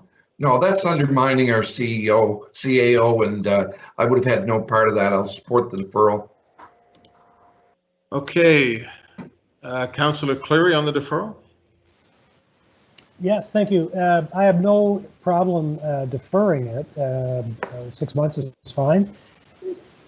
You know, we have been negotiating, talking to our traffic authority, to the provincial traffic authority, our director of transportation public works, to the deputy minister of TIR, our CAO to TIR. We have been negotiating and talking and trying since I got here in 2016 and talking to my colleagues on TSC since well before that. So I'm willing to wait another 6 months to see if anything comes of it. I don't think it will until we elevate it to the next level. I really don't. But I'm willing to give another 6 months and give it the old college try. So thank you, Councillor Mason. I'll support the deferral. Okay.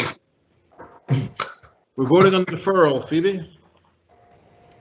Councillor Stretch, For the deferral. Councillor Hensby, Negatory. Councillor Karsten, For the deferral. Councillor Nickel, For the deferral. Councillor Austin, In favor? Councillor Mancini, Councillor Mason, Councillor Smith, Did you get my thumbs up, Phoebe? I got the thumbs up from Councillor Mancini and Councillor Mason. I haven't received anything from Councillor Smith, so I'll move on to Councillor Cleary. I got kicked out. I'm back. Yes. Councillor Smith, in favor of the deferral? Yes. Thank you. Councillor Cleary, Yes. Councillor Walker, For. Councillor Adams, For. Councillor Zorowski, For. Councillor Whitman, Yes. Deputy Mayor Blackburn, Voting yes on the deferral. Councillor Russell, In favor? Councillor Outfit, A hopeful yes. Mayor Savage, Yes. That motion carries. Thank you, Councillor Mason. That will be deferred. Colleagues, before we look at in camera, we added an item. Let's look at that now, perhaps, which is 14.1. Standing in the name of Councillor Mancini. Councillor Mancini, are you able to take that now? Yes, Mr. Mayor, I am. Put the following motion on the floor that the Regional Council request a staff report regarding providing a $25,000 special grant to invest in the Greater Burnside Business Association Open Burnside Plan, including possible funding sources. So moved. Second. Here, Stretch. Seconded by Councillor Stretch. Councillor Mancini, anything on it? Yeah, very quickly, thank you, Councillor Stretch, on that. I truly appreciate it. What this is really about is that a lot of the bids have actually done a program where they're supporting their business to show that they're open. So it's a variation of that for the GBBA, the Greater Burnside Business Association. But also what they are leading towards is they're looking to create a bid in Burnside. We've talked about this for years. And so what they want to do is set up a number of events in the fall, social distancing events in the fall, and talking and encouraging the businesses to buy into the concept of a bid. Because of COVID-19, they are not able to do any fundraising whatsoever. By this point in time, they would have done several events that would allow them to lead into the fall, and they're not able to do that because they have no funds because it's all volunteer. So what I'm looking for is a direction from staff if funding is available. And there's a timing issue on this too. If this is passed, I'm wondering how quickly this can come back because they need to start if approved and if there's funds, they need to start the work as soon as possible. Thank you. Okay, well, I think the staff hear your urgent plea, so we'll assume that they'll do this as quickly as possible. Ready for the question, colleagues? That sounds like a positive yes. Let's go to the vote. Councillor Stretch, For the motion. Councillor Hensby, Affirmative. Councillor Karsten, Yes.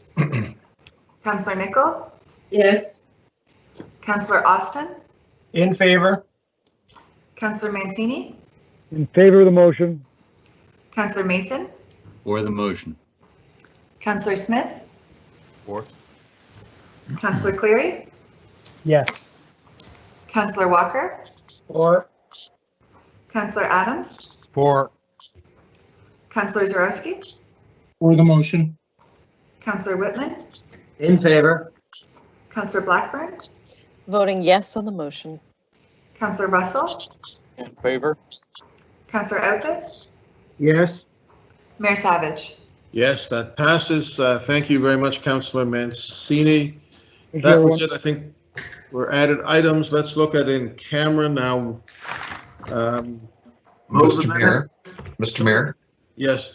I do believe that Councillor Hensby and the solicitor did say that 13.5 could be done in public. Yes. And also the 13.2 is going to be deferred. So we will take a look at 13.5. Mr. Mayor, did someone move the minutes in camera for approval? No, we'll get to that in a sec. First of all, we'll look at 13.5 and deal with that in public, and then we'll come back and do the minutes. And I'll come to you for that, Councillor Nichol. Councillor Hensby on 13.5. Yeah, I'll move the motion that Halifax Regional Council adopt the recommendations outlined in the private confidential staff report dated June 26, 2020, and to release the private confidential staff report dated June 26 to the public. Just note that amendment is to release and not, instead of not to release it, but it's to release it. And if you can see this little map here, this little piece of property right here, quartered into property on line, shown as being private property, but it's actually not. It's the boat launch area. The Porter's Lake off of Kaiser Drive, and here's another diagram of it here. Apparently the mapping errors are there. So therefore, instead of having to buy the property, the province is going to straighten it out, and therefore it's now in the public domain, and therefore it can be upgraded instead of having to buy property, instead of worried about doing upgrades on private property. Thank you very much. Okay. Can you just point out that map again in case anybody didn't quite get there? The specificity of it. Thank you very much. There, okay. Yeah, I think everybody gets it now. Good. Thank you. Did anyone second that? Was that seconded? Seconded.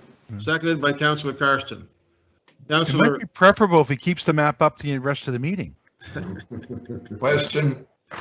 Councillor Hensby, you're good. Ready for the question, colleagues? Question. Councillor Stretch, For the motion. Councillor Hensby, Affirmative. Councillor Karsten, For the motion.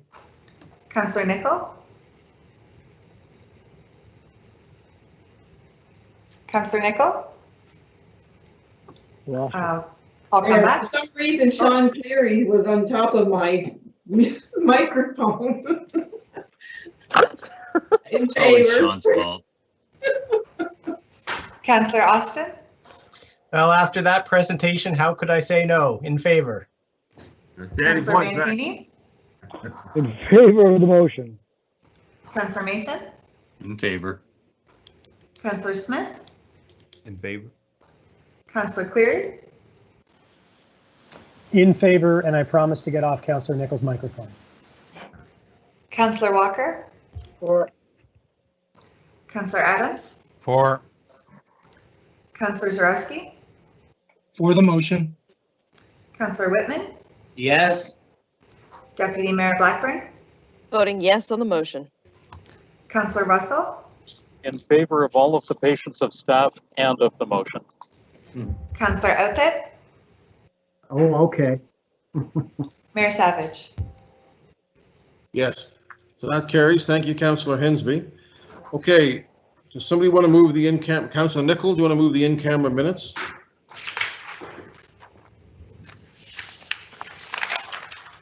Your mic. So moved. Second that. Seconded. Moved by Councillor Nichol, seconded by Councillor Hensby Karsten. The technology's obviously getting tired. It's not quite. Not the only thing. Is that, okay, all those in favor of the approval of the minutes? Aye. Aye. Aye. Carried. Councillor Austin, did you, Yes, Mr. Mayor, I'm just questioning whether we really need to go in camera for 13.4 without giving away anything what it is, because we haven't ruled on that yet. We've never gone in camera for those sorts of appointments before. To my recollection, we've always done them in public by secret ballot, and I think we're set up to do that now. So I think we should do that in public myself. John, if I may, this does involve the secret ballot, and there is an election coming up, and I'm just curious about what would happen about that. So I would appreciate being able to go into camera to talk about that. If you ask me, this should be deferred until after the election. It can't, Councillor. okay. So Councillor Russell, you want to deal with it in camera? Yes, please. I just have no idea what happens if the next couple of months don't go the right way. That's all. Mr. Mayor, may I? There's plenty of folks that could answer that, Mr. Mayor. So we may not have to go on camera. If in the event that were to happen, that appointment would be void, and the new council would have to pick a new appointment. It's simple. Mm. It's happened across the country. Councillor Russell, you okay?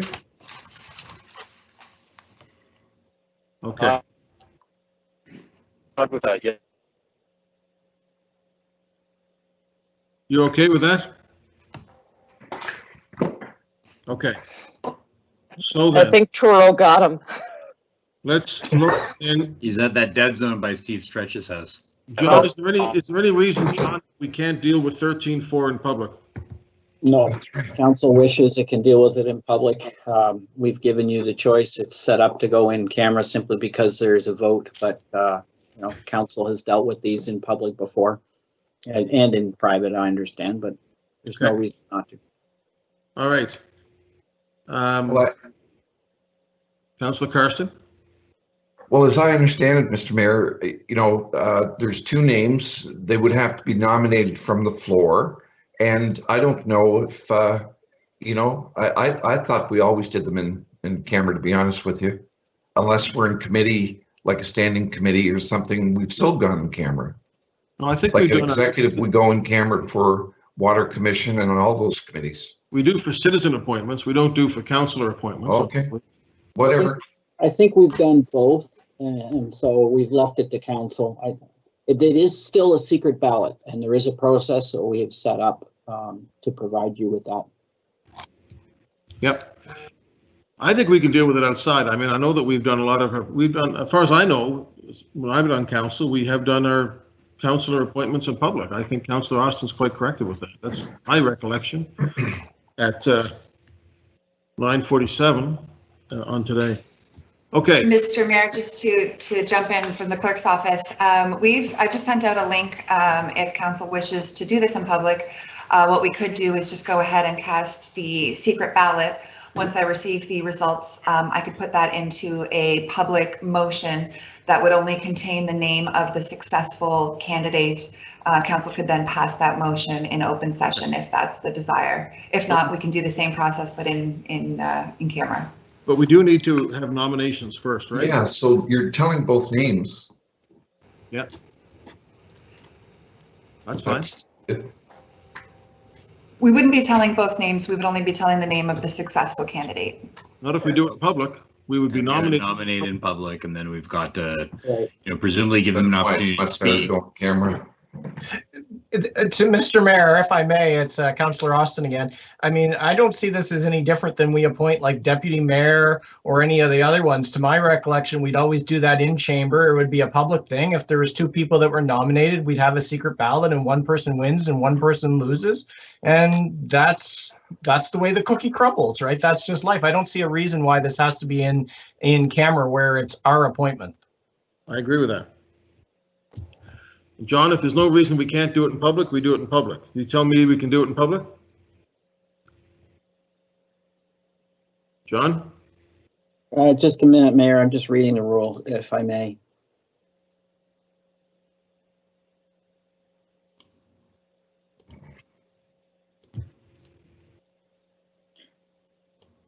The only process that they have is appointments to committees. It doesn't deal with FCM directly, but they're done, the rule 120 provides that they're done by secret ballot. It doesn't say that the process needs to be in camera per se. No, this is the way we've always done our councillor appointments that I can recall. Okay. I am just can't remember at this time. Mr. Mayor, motion to extend the meeting past 10 o'clock because we're not gonna do this in 11 minutes. Second, Whitman. All in favor? Aye. Reluctant. Aye. Opposed? Okay. So we have authority to go till whatever we need. So on 13, well then, okay, let's do 13.4. So Phoebe, the process would be, we can say this, right? This is to appoint somebody to the Federation of Canadian Municipalities Board. And I'll open the floor for nominations. Phoebe or John, that's our process, right? Correct. Councillor Mason. It would be my great pleasure to nominate my friend and colleague, Councillor Lindell Smith, for the position of board member for FCM. Second, Councillor Nicol. Seconded by Councillor Nicol. Councillor Smith, have you got a PowerPoint presentation or anything you want to present? 10-minute speech. Are there any other nominations? Are there any other nominations? Or have people already indicated they want to run? Close nominations. Second time, are there any other nominations? Third and final time. Councillor Mancini? No. There's no further nominations. We only have one nomination. I was looking forward to doing the Survey Monkey, but I guess we don't have to. Phoebe, I declare Councillor Smith elected to the Board of the Federation of Canadian Municipalities. Thank you, Mr. Mayor. We do have a motion that we'll just need to provide. The FCM requires a statement from council. I'm just pulling that up from my notes here. Just give me 1 second. Maybe Councillor Smith wishes to thank council for their nomination. I will go to Councillor Karsten then perhaps to make, or is that a conflict, Councillor Karsten? No, none whatsoever, Mr. Mayor. Where's the motion? Because Phoebe, does that include the consent form? Yes, it does. Yeah, just popping it in the chat right now. Okay.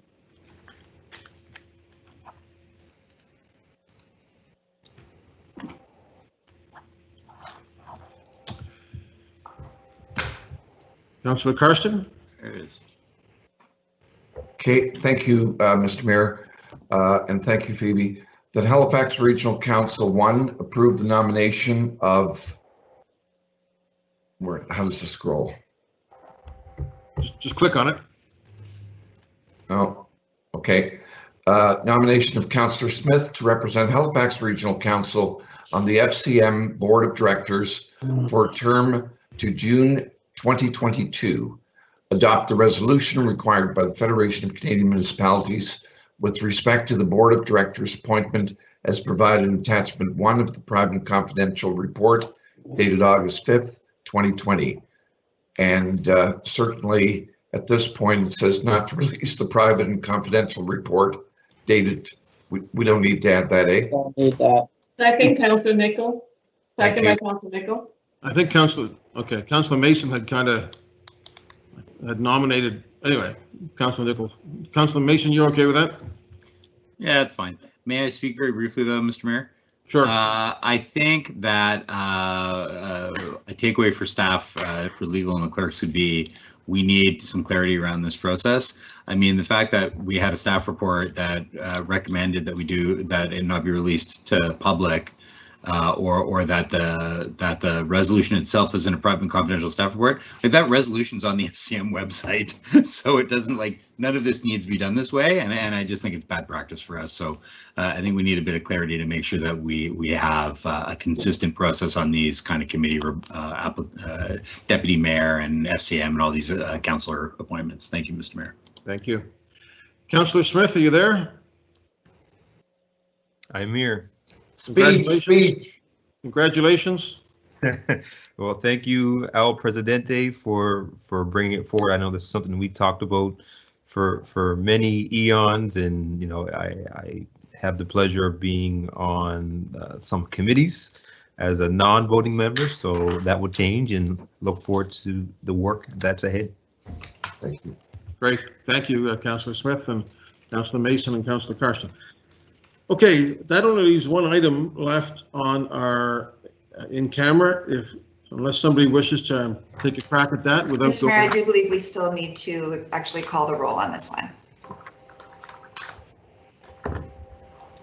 Okay. I guess Just to have the official motion with the resolution that then can go off to the FCM. All right.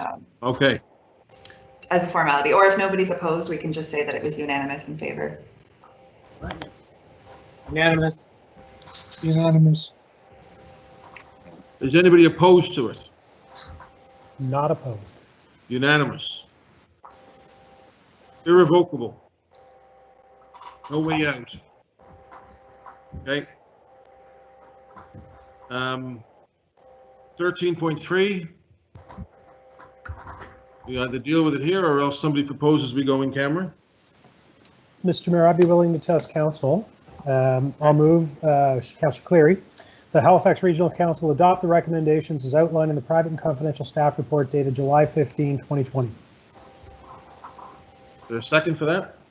Second, Councillor Walker. Second by Councillor Walker. Question? Ready for the question? Just want to make sure everybody has an opportunity. All right, let's call the roll. Councillor Stretch, For the motion. Councillor Hensby, Affirmative. Councillor Karsten, Yes. Councillor Nickel, Yes. Councillor Austin, In favor? Councillor Mancini, In favor of the motion. Councillor Mason, Councillor Smith, Yes. Councillor Cleary, Yes. Councillor Walker, Or Councillor Adams, For. Councillor Zorowski, Or Councillor Whitman, Yes. Deputy Mayor Blackburn, Voting yes on the motion. Councillor Russell, In favor? Councillor Outhick, yes. Mayor Savage. For the motion. Thank Mr. you. Mayor, Uh, Mr. Mayor, because that motion was to declassify some information, would you, the CEO or the solicitor, be willing to say in public what we just did? Is that in order?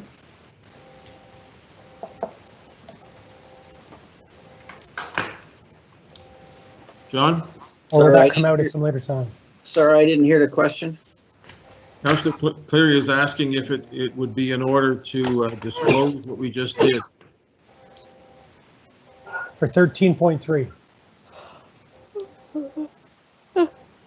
It will become public in time, those portions of it outside of the report itself, the actions as they're enacted. CAO, is there anything you want to add to that?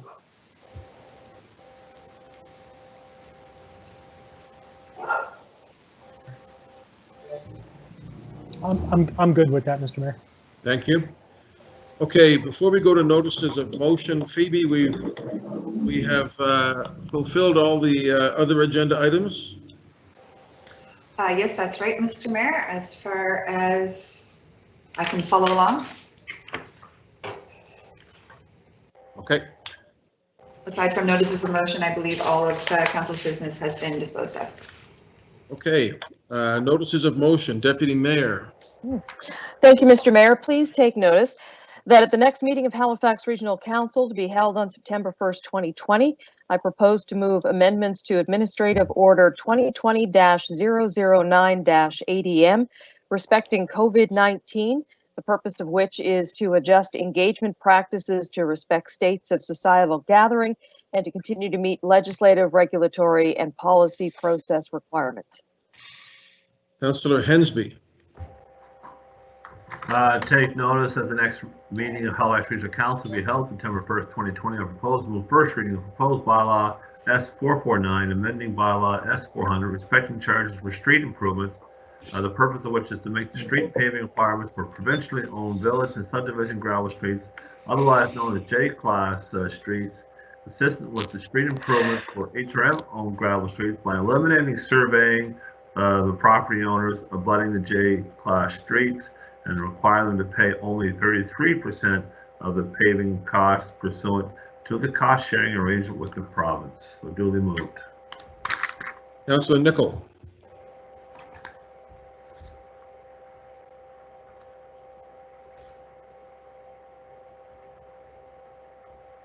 This is getting really tired.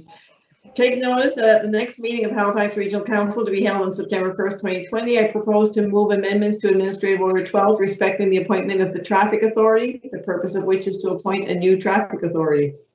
And take notice at the next meeting of Halifax Regional Council to be held on September 1st, 2020, I propose to move first reading to proposed bylaw S311, amending bylaw S300 respecting streets, the purpose of which is to 1, broaden the engineer's power to grant annual permits, and 2, remove gender-specific language. Councillor Austin. Thank you, Mr. Mayor. Take notice at the next meeting of Halifax Regional Council to be held on September 1st, 2020, I propose to introduce Administrative Order 2020-001 OP respecting public art, the purpose of which is to repeal the 2008 public art policy and establish a new updated public arts policy. And my second one is take notice that at the next meeting of Halifax Regional Council to be held on September 1st, 2020, I propose to introduce a policy pursuant to Section 325 of the Halifax Municipality Charter, Administrative Order SC94, the purpose of which is to close a portion of Mount Hope Avenue, Dartmouth, described as Parcel Y. Councillor Cleary.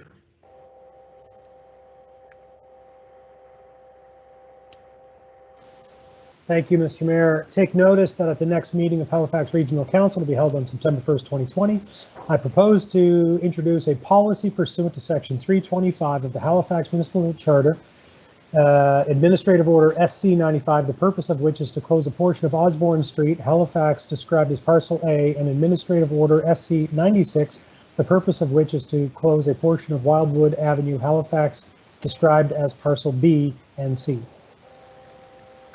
Thank you, Councillor Adams. Thank you, Your Worship. Make sure take notice that at a future meeting of Halifax Regional Council, I intend to introduce a motion requesting a staff report that HRM not renew land leases with the province related to parks and recreation, unless such leases are to be renewed at no more than $1 per annum. Oh. Thank you, Councillor Zarowski. Thank you, Your Worship. Take notice that at the next meeting of Halifax Regional Council to be held on September 1st, 2020, I propose to move a motion that a senior level coordinating committee led by HRM staff be established for the Blue Mountain Birch Cove Lakes Regional Wilderness Park. The purpose of this HRM staff-led senior level coordinating committee will be created to ensure that, number 1, land use development decisions and approvals involving adjacent and surrounding lands of the core wilderness area are compatible with the ecological mandates of the park as outlined by the best ecological research and do not adversely affect the viability and integrity of the future park. 2, coordinating committee will be HRM staff led and comprised of advisors from the public, NGOs such as, but not limited to, the Ecology Action Center, EAC, and Friends of Blue Mountain Birch Cove Lakes. 3, provide progress reports to HRM Regional Council once every 6 months, which will be made available to the public. And number 4, provide a monitoring plan whose purpose is to protect the ecological integrity of the proposed park with an emphasis on ensuring public use compatible with the purposes of the future park. Thank you, Councillor Walker. Thank you, Mr. Mayor. Take notice at the next meeting of Halifax Regional Council is held on September 1st, 2020. I propose to introduce Administrative Order 2019-007 ADM. The respecting public disclosure of municipal grants, the purpose of which is to establish standards in the practice of the identification, collection, and public notification of grants, contributions, and specific financial concessions provided by the municipality. Thank you. Is there anybody else with a notice of motion? If not, colleagues, that's a good day's work. I thank you all for your lively exchange. Our next meeting is on September the 1st. And I would like, Mr. Mayor, my parents are visiting from Cape Breton and I wanted to say good night to all of council. So, and I move to adjourn. well, just before we do, just a little bit before we do, just want to say that on this, so thank you for that. And we all wish your folks the very best. So we'll have a meeting on the 1st, we'll have a meeting on the 22nd, and we will be adding, in all likelihood, the 29th to basically accommodate some of the needs we have for public meetings. That is where we are. Enjoy the last couple of weeks of summer to all of our citizens. And yeah, we hope people are surviving COVID, and our thoughts are with the people of Beirut. I think that's it for today. I accept Councillor Nichols' notice to adjourn, and I wish you all the very best. Thank you, folks. Good night. Thank you. Good night. Good night. Good night, everyone. Good night, Good night John. from Antigonish.